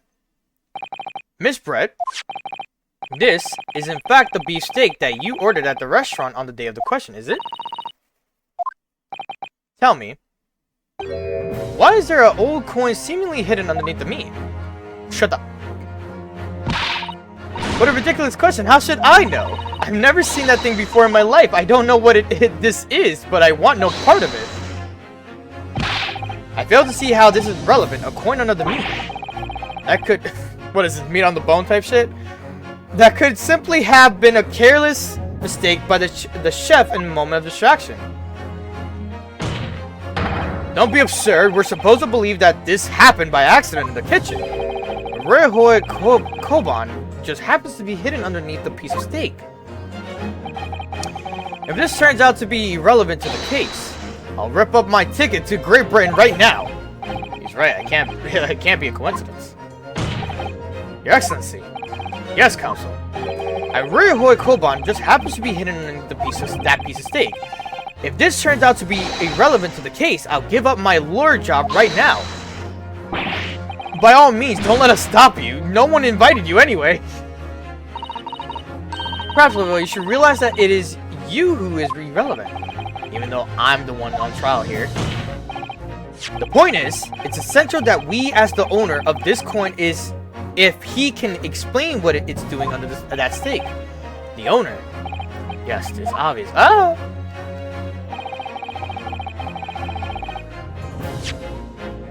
There's only one person they can belong to. That guy. The owner of the Koban that was found underneath the beefsteak is... Obviously, it can only be the antiques dealer and owner of Rasute, Kyoryu Korekura-san. Kyori. As in, Mr. Cucumber something? Honestly, these ridiculous Japanese names are quite unfathomable. Ah, yes. The old man who testified earlier alongside the military sergeant, correct? Yes, Your Excellency. I remember him saying that he was up to something with his Koban coin when it happened. Exactly the moment the gun was fired. The gunshot interested me not. I was far too busy on the floor. Too busy on the floor? Sorry, what were you doing? Hunting for treasure. Indeed, the Hoyara Koban, my prize coin. Then this Hoyara Koban, do you mean to tell me? No, please, why would Korekura-san's Koban be sandwiched between the victim's beefsteak and its plate? It makes no sense. This is the sergeant's steak. Which is why I'm asking to bring Korekura-san back to the witness stand so we can ask him. Officer, bring both witnesses that testified early back in here. Without a moment's delay. I can't believe we come back around to that pair again. But I have a hunch, a strong hunch, that if we chase down the real significance of this Koban, we'll find that it's a key element in this case. Ay. Now all four of them are here.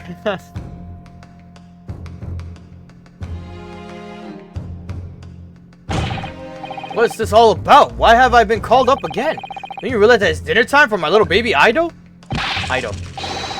When my son's belly is empty, he's fiercer than a pack of wolves.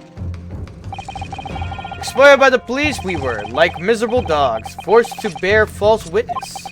And when cast from this courtroom, myself, I became a ruined man in a trice, a worthless, withered antique.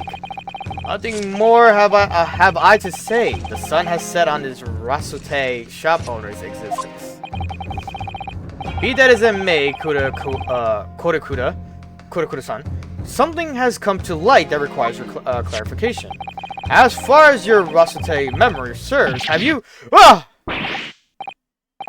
That's it! The one! The very one! My very exact one that it is! The splendiferous holy treasure that my rusty bones managed to misplace that fateful day! It can't be. As I thought. Young man, enlighten this decrepit old fool. Put me out of my misery. Where was my treasure? Where was it dropped? Oh, I'm not sure if it was dropped anywhere. We found your coin sandwiched between a beefsteak and its plate, soaking in a seasoned meat's juices. She's sandwiched? Soaking? Seriously? Clearly couldn't have fallen there by accident. Which means... somebody must have hidden it in there on purpose. Somebody concealed my holy treasure between a slab of meat and a metal plate. Who would do such a thing? Such an I can't read this word. Unconscionable. Such an unconscionable thing. I may have not said that right.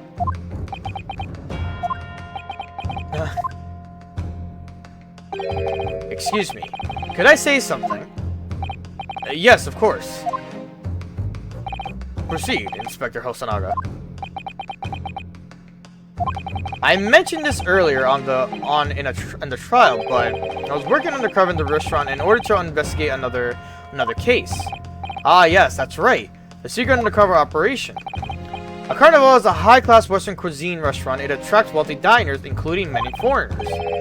Recently, there's been a run of similarly executed thefts targeting the restaurant's rich clientele. A number of such incidents have been reported to the police bureau. Wicked crimes indeed. We wanted to nip the case in the bud quickly, especially with so many foreigners being affected. That's why you were sent in undercover, is it? Yes, I took on the job of waiter at the restaurant in order to flush out the criminal. Seems likely that the Koban incident in this work of the same thief. So unbeknownst to us, there was a massive thief at work in the restaurant on a regular basis. The place was already the scene of several crimes, it seems. I don't know about the massive theft part, but the identity of the person who stole and hid Kurakura-san's Koban is all too clear. What? What? I think the court would like to hear the defense's view on this matter.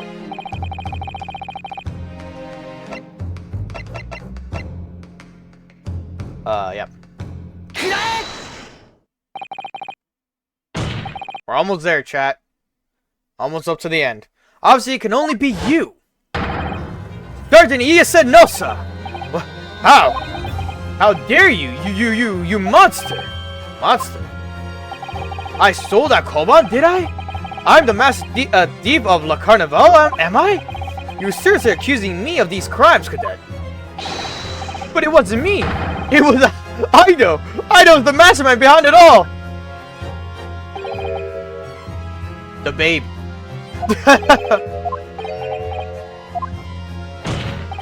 You would push the blame for your crimes onto your own son, an innocent little baby.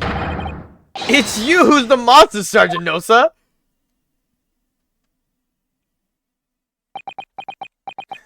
My only card to play. Blame it on my son, the child. Ah! Yo, what? Company club, favorite club. Ah!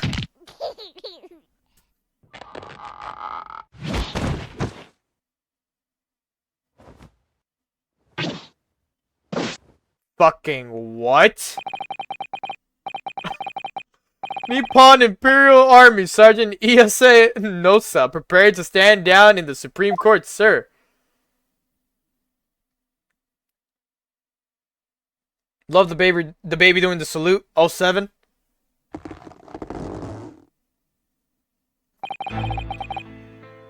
Do any of you know of the extraordinarily low wages that Nippon Imperial Army pays those it expects to keep our country safe? Understand that the temporary increase of taxation owing to the recently ended conflicts remains in place. And I've heard it's hard for lower ranking soldiers to make a living, yes. All I want is to put a hot meal on the table for my son. That's why we were stealing things at the restaurant. The place is heaving with money. Every 3 days I go there and do reconnaissance for a target. And I enjoy chopping my way through a good steak at the same time. Sounds like he doesn't bother with a knife and fork even. Which is worryingly unbelievable. Your target that day was the old man in his Koban. Yes, sir. He was an easy mark. I slipped the coin onto my pocket without any trouble at all. Veritable phantom thief you are. I was all set to leave the steak I was halfway through devouring when it happened. Yes, when the professor was shot. I knew that if the police conducted a search and found the coin in my pocket, I'd be finished. Idle too. So I had the incriminating evidence I hid the incriminating evidence as fast as I could on the double. I slipped it under the steak. I slipped it on the hoping that I'd be able to rendezvous with it again at a later date.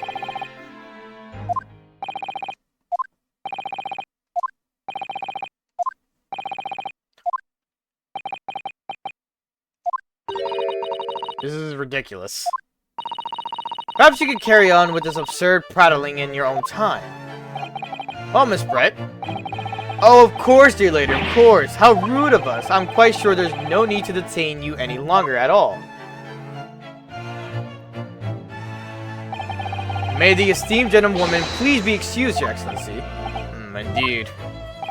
The theft of the Koban was clearly perpetrated by this baby-saddled sergeant. It would certainly appear to be unrelated to Dr. Wilson's murder. Of course it is. Hiding a coin under the lump of meat. The sheer nonsense of such an idea astounds me. Nonsense, is it?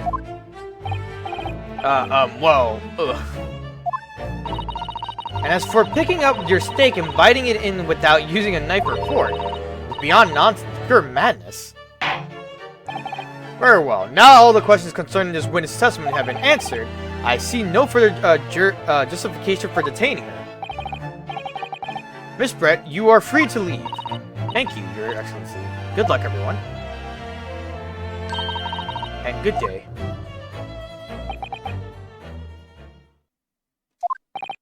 Ryunosuke, what's the matter with you? There's no time for daydreaming. Oh no, it's just... something about Miss Brett's parting words there got me thinking. Can't quite work out what exactly, but something she said jarred me. Feel like there was a contradiction in there somewhere. Something didn't quite add up. That's the case, don't just stand there thinking, make your voice heard. Sorry, you can think later, but if you don't call out now, it'll be too late. The trial will be over. Wait, Miss Brett! What is it now? I'm afraid, just one last time, there's something I'd like to ask you. I'd like you to explain the contradiction in your parting words from just a few moments ago. What are you talking about? What contradiction? What new student nonsense is this? Well, what parting words are you talking about, Ryunosuke? Hiding a coin under a lump of meat. The sheer nonsense of such an idea astounds me. And as for picking up your steak and biting into it without using a knife and fork, it's beyond nonsense, it's pure madness.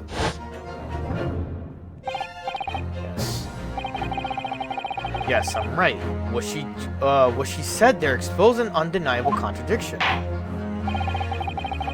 Going to need to see evidence, Counsel. If Miss Brett's words surely are contradictory, where is the evidence to prove it?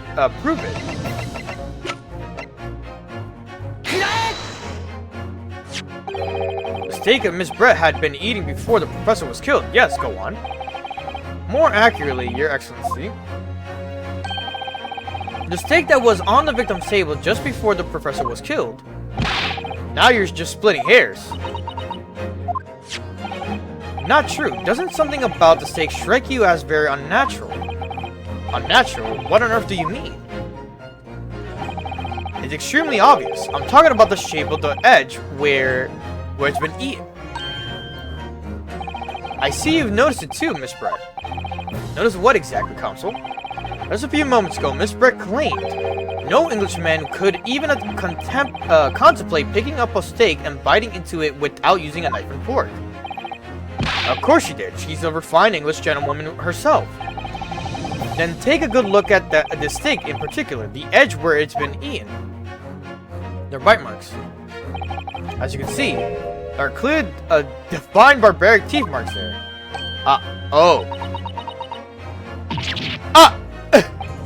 Looks like Miss Brett has realized something.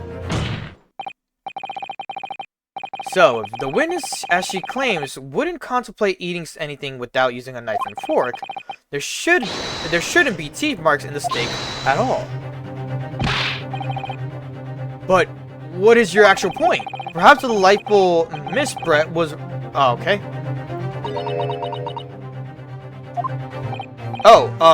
Whatever you say, dear lady. As I said, I really must be leaving now. Afternoon tea with the Minister of Justice cannot possibly wait any longer. Of course. I will be, this will all be over in a blink of an eye. Rest assured, I'm about to put this rookie in his place. Shut up. I heard enough. You irritating little, spectacled samurai relic.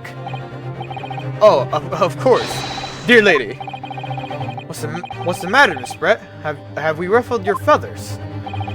Clearly, the witness knows what it means. He's realized the catastrophic implications these teeth marks in the steak have for her. Ryunosuke, do you know where you're going with this? Yes, now at last it all comes together. The mysterious teeth marks in the steak that have allegedly been eaten with cutlery. The reason why the blood stain I know I saw somehow seems to have disappeared. And most importantly, the evidence that proves once and for all who shot Dr. Wilson that day. I accept that these teeth marks in the steak are a little unnatural, as you put it, Counsel. But what exactly are you suggesting that tells us? Everything, Your Excellency. Everything. Yes, I believe that these barbaric teeth marks in the steak are here amount to conclusive evidence in this case. Evidence that will prove beyond any doubt who shot Dr. Wilson. Conclusive evidence? How many times have I heard that today? You wouldn't know the meaning of the phrase, typical Japanese empty threats. How could she be so sure? Oh, it's quite simple. If you really had such conclusive evidence, you would have presented it to the court long ago. Actually, the evidence I'm talking about hasn't been brought back to court yet. Hasn't been? What? But just because it hasn't been shown yet, doesn't mean that the evidence does not exist. This is absurd. The trial has run several hours already, and you say there's evidence just yet to be brought forward. There can't be. I don't believe you have it. I don't, but there is someone who does have it. Someone in this very courtroom. And if that person is willing to submit the piece of evidence I'm referring to, it will solve everything remaining. It will solve every remaining mystery about this case. Very well. I have a feeling this will be my last request of the defense in this trial. Who possesses the conclusive evidence that will reveal the truth about the whole affair? Could I? The answer is obvious. It's Inspector Hosonaga. It's Inspector Hosonaga. What? I have it? Yes. You think I've been withholding conclusive evidence? That's really... No, I'm not saying that. Everyone's attention has been focused on the steak with the teeth marks. Yes. Now, earlier this afternoon, Sergeant Nosa told the court the following. I'd enjoy chomping my way through a good steak, and as well as admitting to stealing Kurokura's-san's coin. He told us that he slipped it under the steak. You watch it, Cadet. I'm a superior officer. Sergeant Nosa, could you please confirm something for me? Was the steak that you put the coin under, in fact, your own steak? Attention! Affirmative, of course. I might be a soldier of the Imperial Nippon Army, but still. I'm not brave enough to ask a foreign gentle lady if she'd mind me manhandling her meal to hide something in it. In other words, the steak that the detective submitted as evidence earlier was in fact Sergeant Nosa's meal. But that makes no sense. The plate was taken from the victim's table. Yet the gentlewoman doesn't take bites out of her steak, nor did she have any opportunity to steal the coin. Of course, they didn't steal it. To even suggest such a thing would be an affront to the entire British Army, or Empire. Well then, how do you explain this paradox? Exactly. Surely you're not going to suggest that the sergeant switched the two steaks over.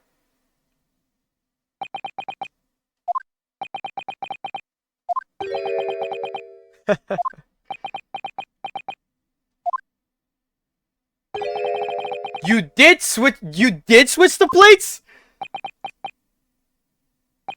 Well, after it happened, I saw the civilian had been murdered right in front of my eyes like that. I panicked. As I said, I immediately lifted my steak and hid the coin underneath it. But then, when the waiter announced he was an undercover policeman, I thought I had it. If he decided to investigate my slab of meat, that'd be it. I'd be getting my my marching orders. So when the cadet here was arrested and taken off to the kitchen, I seized my chance.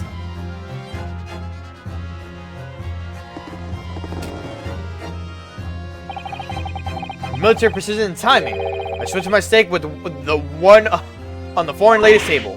What? You can't have. I never saw you do such a thing. It was called Operation Lightning Bolt. There was no time for strategic planning. It was do or die, I tell you. So yes, I did what had to be done. Unbelievable! What a fucking mix-up. However, fear not, Prosecutor-san. What now? I swear on the brass buttons on my uniform that is all I did, sir. All you did, that's plenty, Sergeant. So, if Sergeant knows to switch the plates over, it means he took Miss Brett's steak and the plate it was on back to his own table. Yes, that follows. Inspector Hosonaga. Yes. Earlier in this trial, you told the court this. You said that you had not only taken Miss Brett's steak after the incident, but also the sergeant's.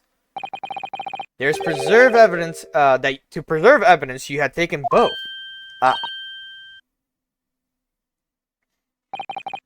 That's correct. And please present it to the court now. The plate that was actually on the victim's table at the precise moment he was shot. You can't... What can that possibly tell us now? I mean, a cold slab of puffed meat. Okay. No, you're not ringing your way out of this time, lady. I beg your pardon? Surely you're not that forgetful. Surely you remember the reason why the steak pan promises to prove such a problem for you. No, a problem. Jeez, I had a moment there. A problem, no? You're the ones who decided it was a problem, not me. The reason the defense asked to see that plate was to confirm something the defendant remembers seeing. Thinks he remembers. I'm quite sure of what I saw, Miss Brett. The side of the plate that was on the table directly behind Dr. Wilson, there was a clear splatter of blood from the gunshot wound to the victim's chest. I believe the defendant's memory serves him well. And now we have the evidence to prove it. The plate you were eating from, Miss Brett. Let us not prolong this any further. Inspector, you will show the evidence to the court. Present the beefsteak and plate that was originally on the victim's table at the time of the incident.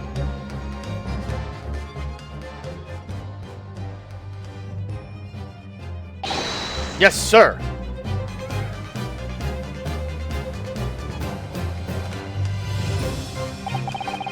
Sorry for keeping you. Here's the other steak and its plate. Please, feel free to examine it. There it is. The blood stain. Clearly visible. Look! Now that makes everything clear. The blood you can see on the side of the plate shows that the moment the victim was shot, he was facing the table with his back to me. In other words, it's impossible for Naruhodo-san to have shot the victim. It can't be. In fact, there's only one person who could possibly have shot Dr. Wilson from the front. I'm sure everyone knows, but by now, who that person is. That's right. Miss Jezael Brett. It's you!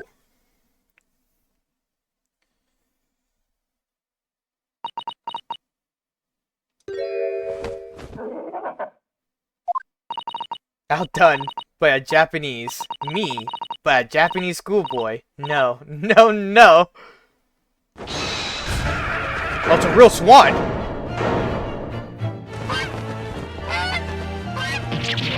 Yeah!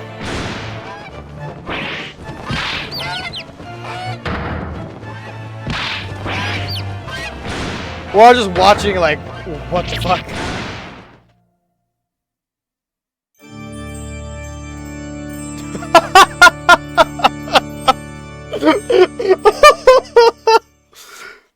I love the little chicks.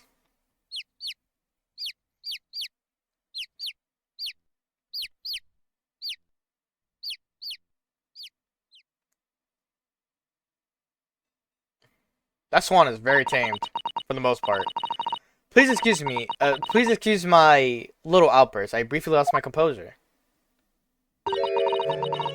Most unbecoming behavior for an English gentlewoman. Forgive me. Well, Miss Brett, I think it's time you told the court what actually happened that day. The truth, that is. This time. Gladly, Your Excellency.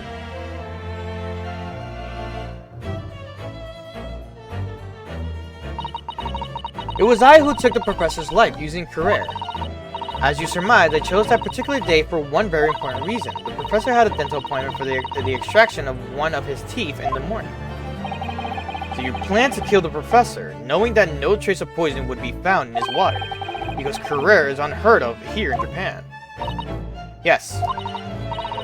Of course, I never intended to remain at the restaurant for as long as I did. I only needed to see the professor take one tiny sip of his water, and it would be all over. I would place the steak I had ordered in front of him to make it appear as though he had been dining alone, and leave immediately. However, before any of that happened, there was an unexpected visitor at the professor's table. That would be me, I suppose. Yes, you. Who else? Such a trifling matter, but the fact that you decided to come over to greet the professor meant that I had lost my chance to slip away unnoticed. In due course, the professor took a sip of his water and I was paralyzed. I made sure he was sitting in his chair such that he wouldn't fall. There was no going back at that point, so I concocted a plan on the spur of the moment. I planned to pin Dr. Wilson's murder on this innocent man.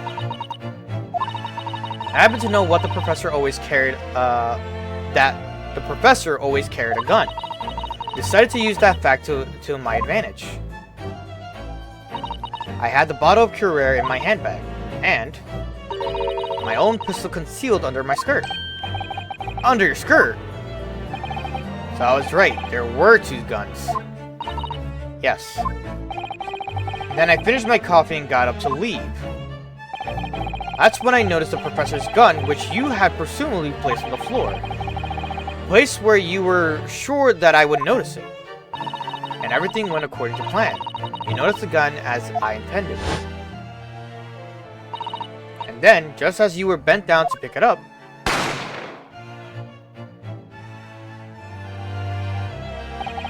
that's when you shot the professor with your own gun. Even though at that point, he was already dead. Naturally, the gunshot caused a commotion, at which point the waiter appeared. Obviously, I assumed Naruhodo-san was the culprit and apprehended him.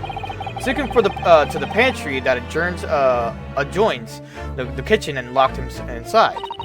That's when I took the opportunity to turn the professor and his chair around. Because of course, you needed to make it look like the defendant had shot Dr. Wilson from where he'd picked up the gun.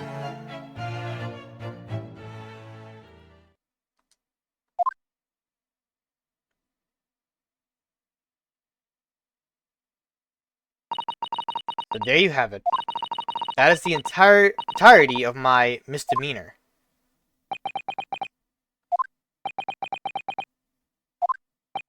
I want to know what her reason was for going to kill him, though. Your Excellency? Yes. I wonder. Might I speak with you in private later?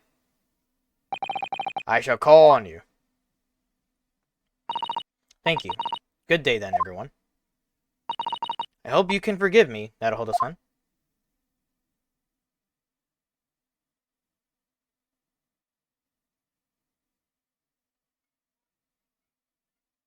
I wonder if she gets revealed later.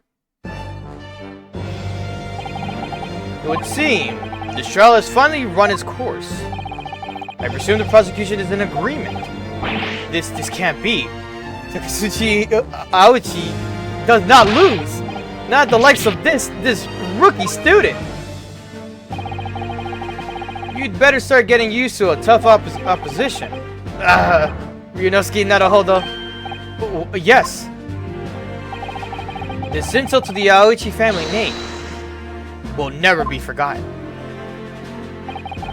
You become conceited with age, Counsel, but the old have to stand aside and make way for the new.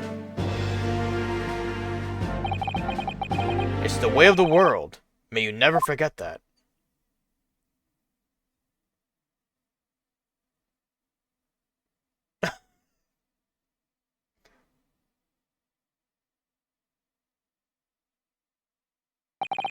A 1,000 millennia may pass, and still the Aoichi clan will never measure up to the Naruhodo clan.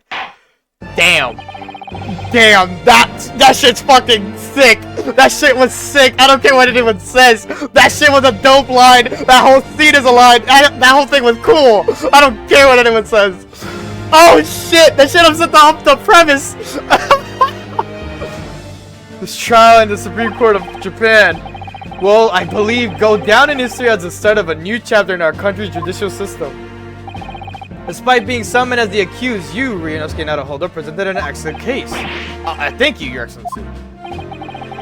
The use of evidence and deduction to unravel the truth is a modern mythology. After all, it has only been a few short decades since our country opened its doors to a wider world. But the Western ideas of science are rapidly gaining acceptance here. I feel sure that the science will soon bring new methods of investigation and new procedures of justice. A new future of law awaits. But what it will look like, I cannot begin to imagine. This is for the young to pursue. Kazuma Asogi. Yes. After this trial, you are set to embark on a journey of discovery to the illustrious British Empire. Learn all you can, absorb everything of the wider world that you are able to. And do not forget to fulfill the mission imposed upon you. I understand, Your Excellency. What was that about? Why do you look so grave all of a sudden? Never mind. As for you, Ryunosuke Naruhodo. Oh, yes. In you, I sense, how can I put it? Unusual potential. I very much look forward to seeing how you carry that on. Thank you, Your Excellency.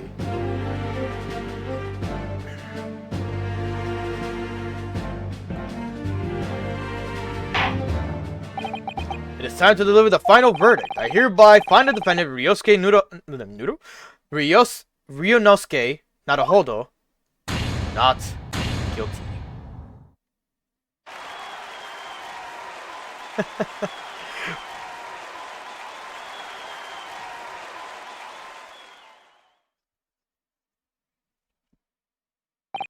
This court is now adjourned.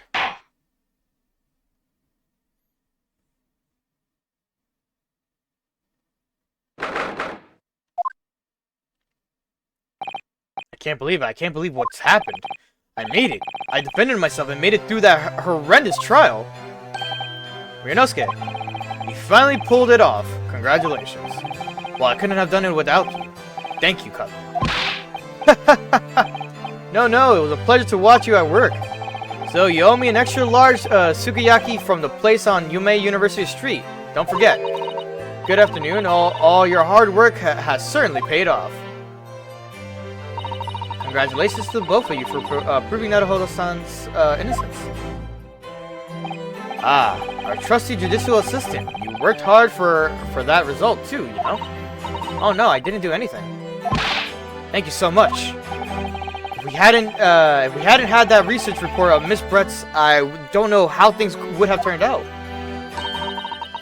Your kind words should really be for my father. I was simply doing as he asked. It was his idea for me to go to the university and investigate. Your father? Ah, yes, of course. Forgive me for intruding on court proceedings, Your Excellency. Susato Mikotoba, Judicial Assistant to the Defense. Speaking of Mikotoba, there you are. I believe congratulations are in order. Naruhodo, you did an excellent job. Thank you, Professor. Oh no, it is I who should be thanking you after all. Your efforts to expose the true criminal that took the life of my good friend. Good friend? Ah, yes, you mentioned that before. It was you who actually invited Dr. Wilson to Yume University, wasn't it? Yes, that's right. Professor Mikotoba studied overseas himself. He went to study forensic medicine in Great Britain. Presumably, that's when you met Dr. Wilson. Exactly. In those days, we worked together in the same hospital. Oh, you worked together? I've never heard you mention that before. Well, it was a long time ago now. Besides, it's your turn, Asogi. Great Britain is a magnificent country. It leads the world. And in science, medicine, engineering, culture, and of course, in law. Watch and learn, my boy. See what's happening in the world's largest melting pot. I will. I'll learn all that I can. I swear on this, the spirit of the Asogi clan. You're not taking that sword to Great Britain, are you? Of course I am. The Japanese man's katana is his soul. The blade shows me where I need to go. It cuts down anything that's in my way. Guess I definitely seen how sharp it is already with my own eyes. That reminds me, what's happened to the woman? To Jezzael Brett, I mean. Oh, yes, sir. It's not easy to tell you this, but... What do you mean?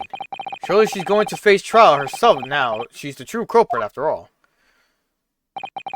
She will be leaving Japan in the very near future for Shanghai. What? Shanghai? Jezzael Brett will not appear in court again in this country. I'm certain of that. What? But why not? It's a matter of consular jurisdiction. Inspector Hosonaga. It was a hard-fought battle in the courtroom today. Very impressive to watch. I must congratulate. But what's all this about consular jurisdiction? We cannot try this particular foreigner for her crimes here in Japan. What? We can't try her. Well, but then who's going to bring her to justice?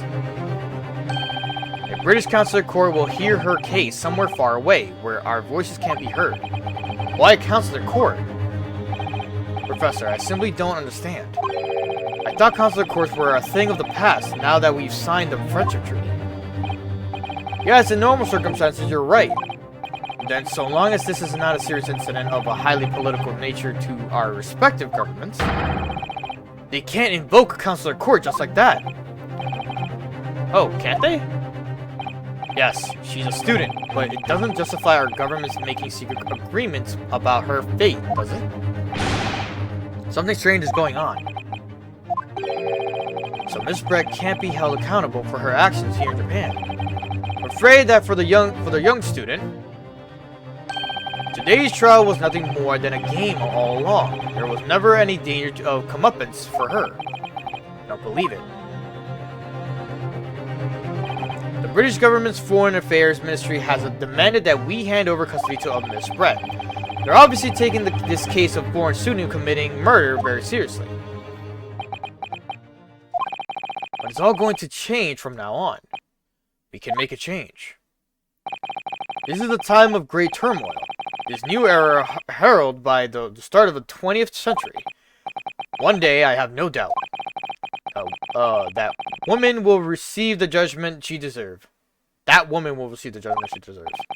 Yes, change is coming. And we're the ones driving it. Well, I think it's enough seriousness for now. The evening calls for a celebratory drink. But Professor, you're right. This is no time for gloomy faces. We should be celebrating Ryunosuke's not guilty verdict. Let's start having some fun. In that case, might I suggest La Carnival? As the head waiter, I should be delighted to provide you with an ample food and drink. You're a detective, Hosonaga-san, aren't you? Let's not worry about details for now. To La Carnival! Will you accompany us, Professor? Of course. La Carnival's food is second to none. She's so pretty! I shall go and attend to the paperwork for Naruhodo-san's release. Oh yes, thank you.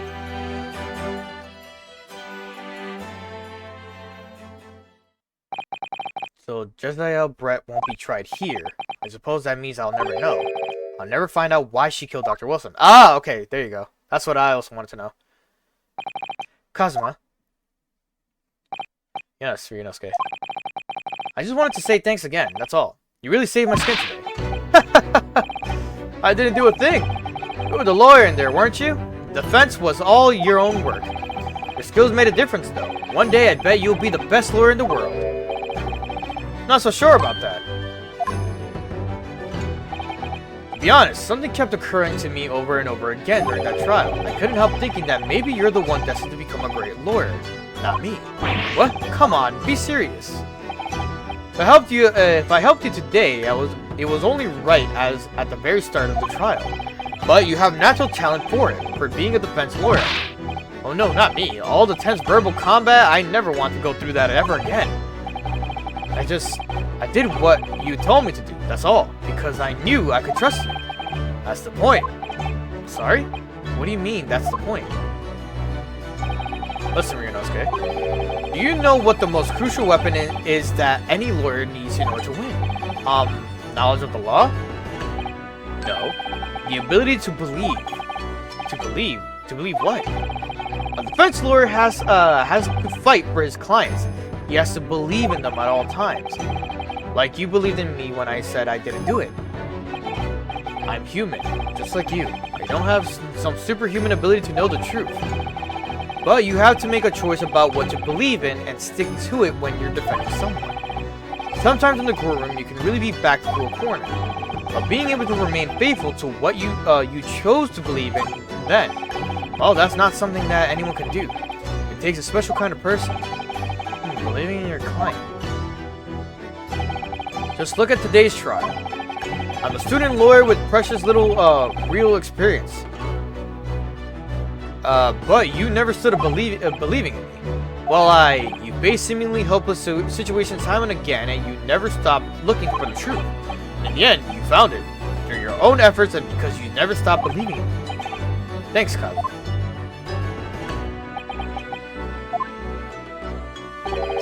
There's something I wanted to ask you, actually, Ryunosuke. Well, it's a favor, really. Something very important to me. Sounds serious. What is... Ah, you're still here, are you? Oh, Inspector Hosonaga.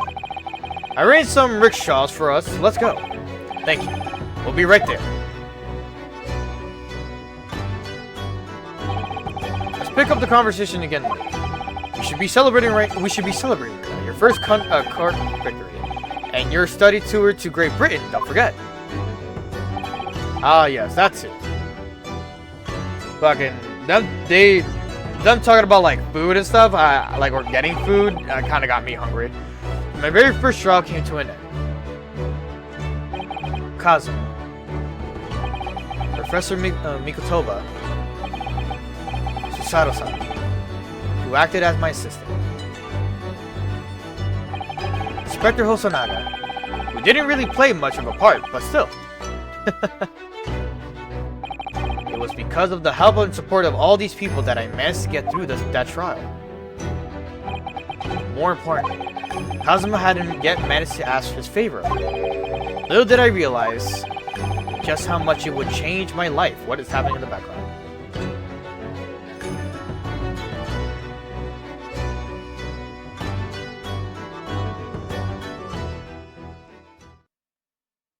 Alright.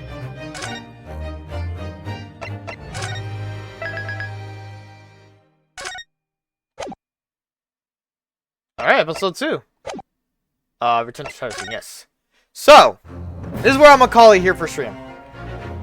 I have done a 1 hour longer stream than I normally go for. But,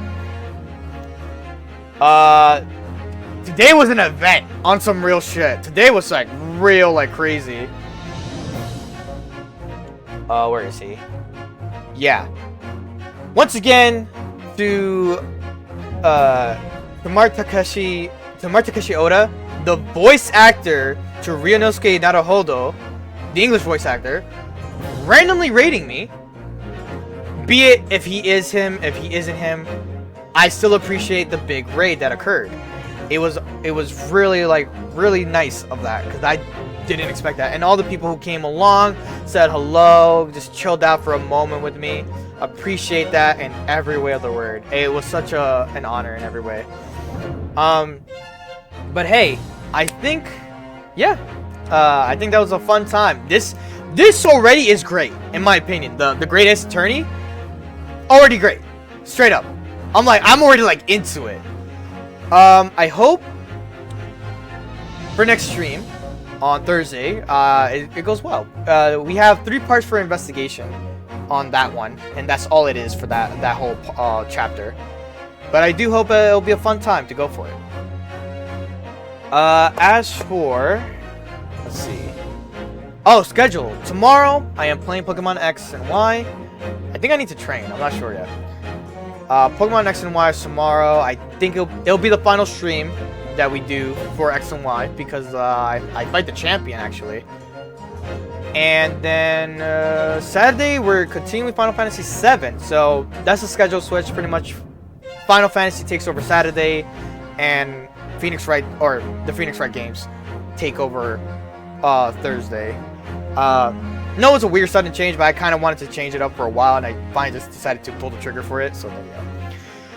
But anyone who's still here, enjoying, watching, lurking, anyone who passed by from the raid, or just came in for a moment, left and everything, I appreciate all that in every way, any type of support, all the follows that everyone has given me. I appreciate that so much, you have no idea. Thank you to Apologist Ice, Balarov. I'm like trying to scroll slowly. Balarov. Please let me see the names. Thank you. Mark, thank you. I appreciate you for the raid. Carlin, Kate the Vampire, Paradisa? I said Paradise earlier. So Paradisa, I appreciate you. And yeah, thank you to everyone who came in and gave me a follow. All those people that were just very nice and just giving me any type of support. YouTube, if you got to this point, sorry for that long-winded ending, but I hope you enjoyed and I hope you're ready to see more of the Great Ace Attorney, because I can't wait. See you guys tomorrow for some Pokemon.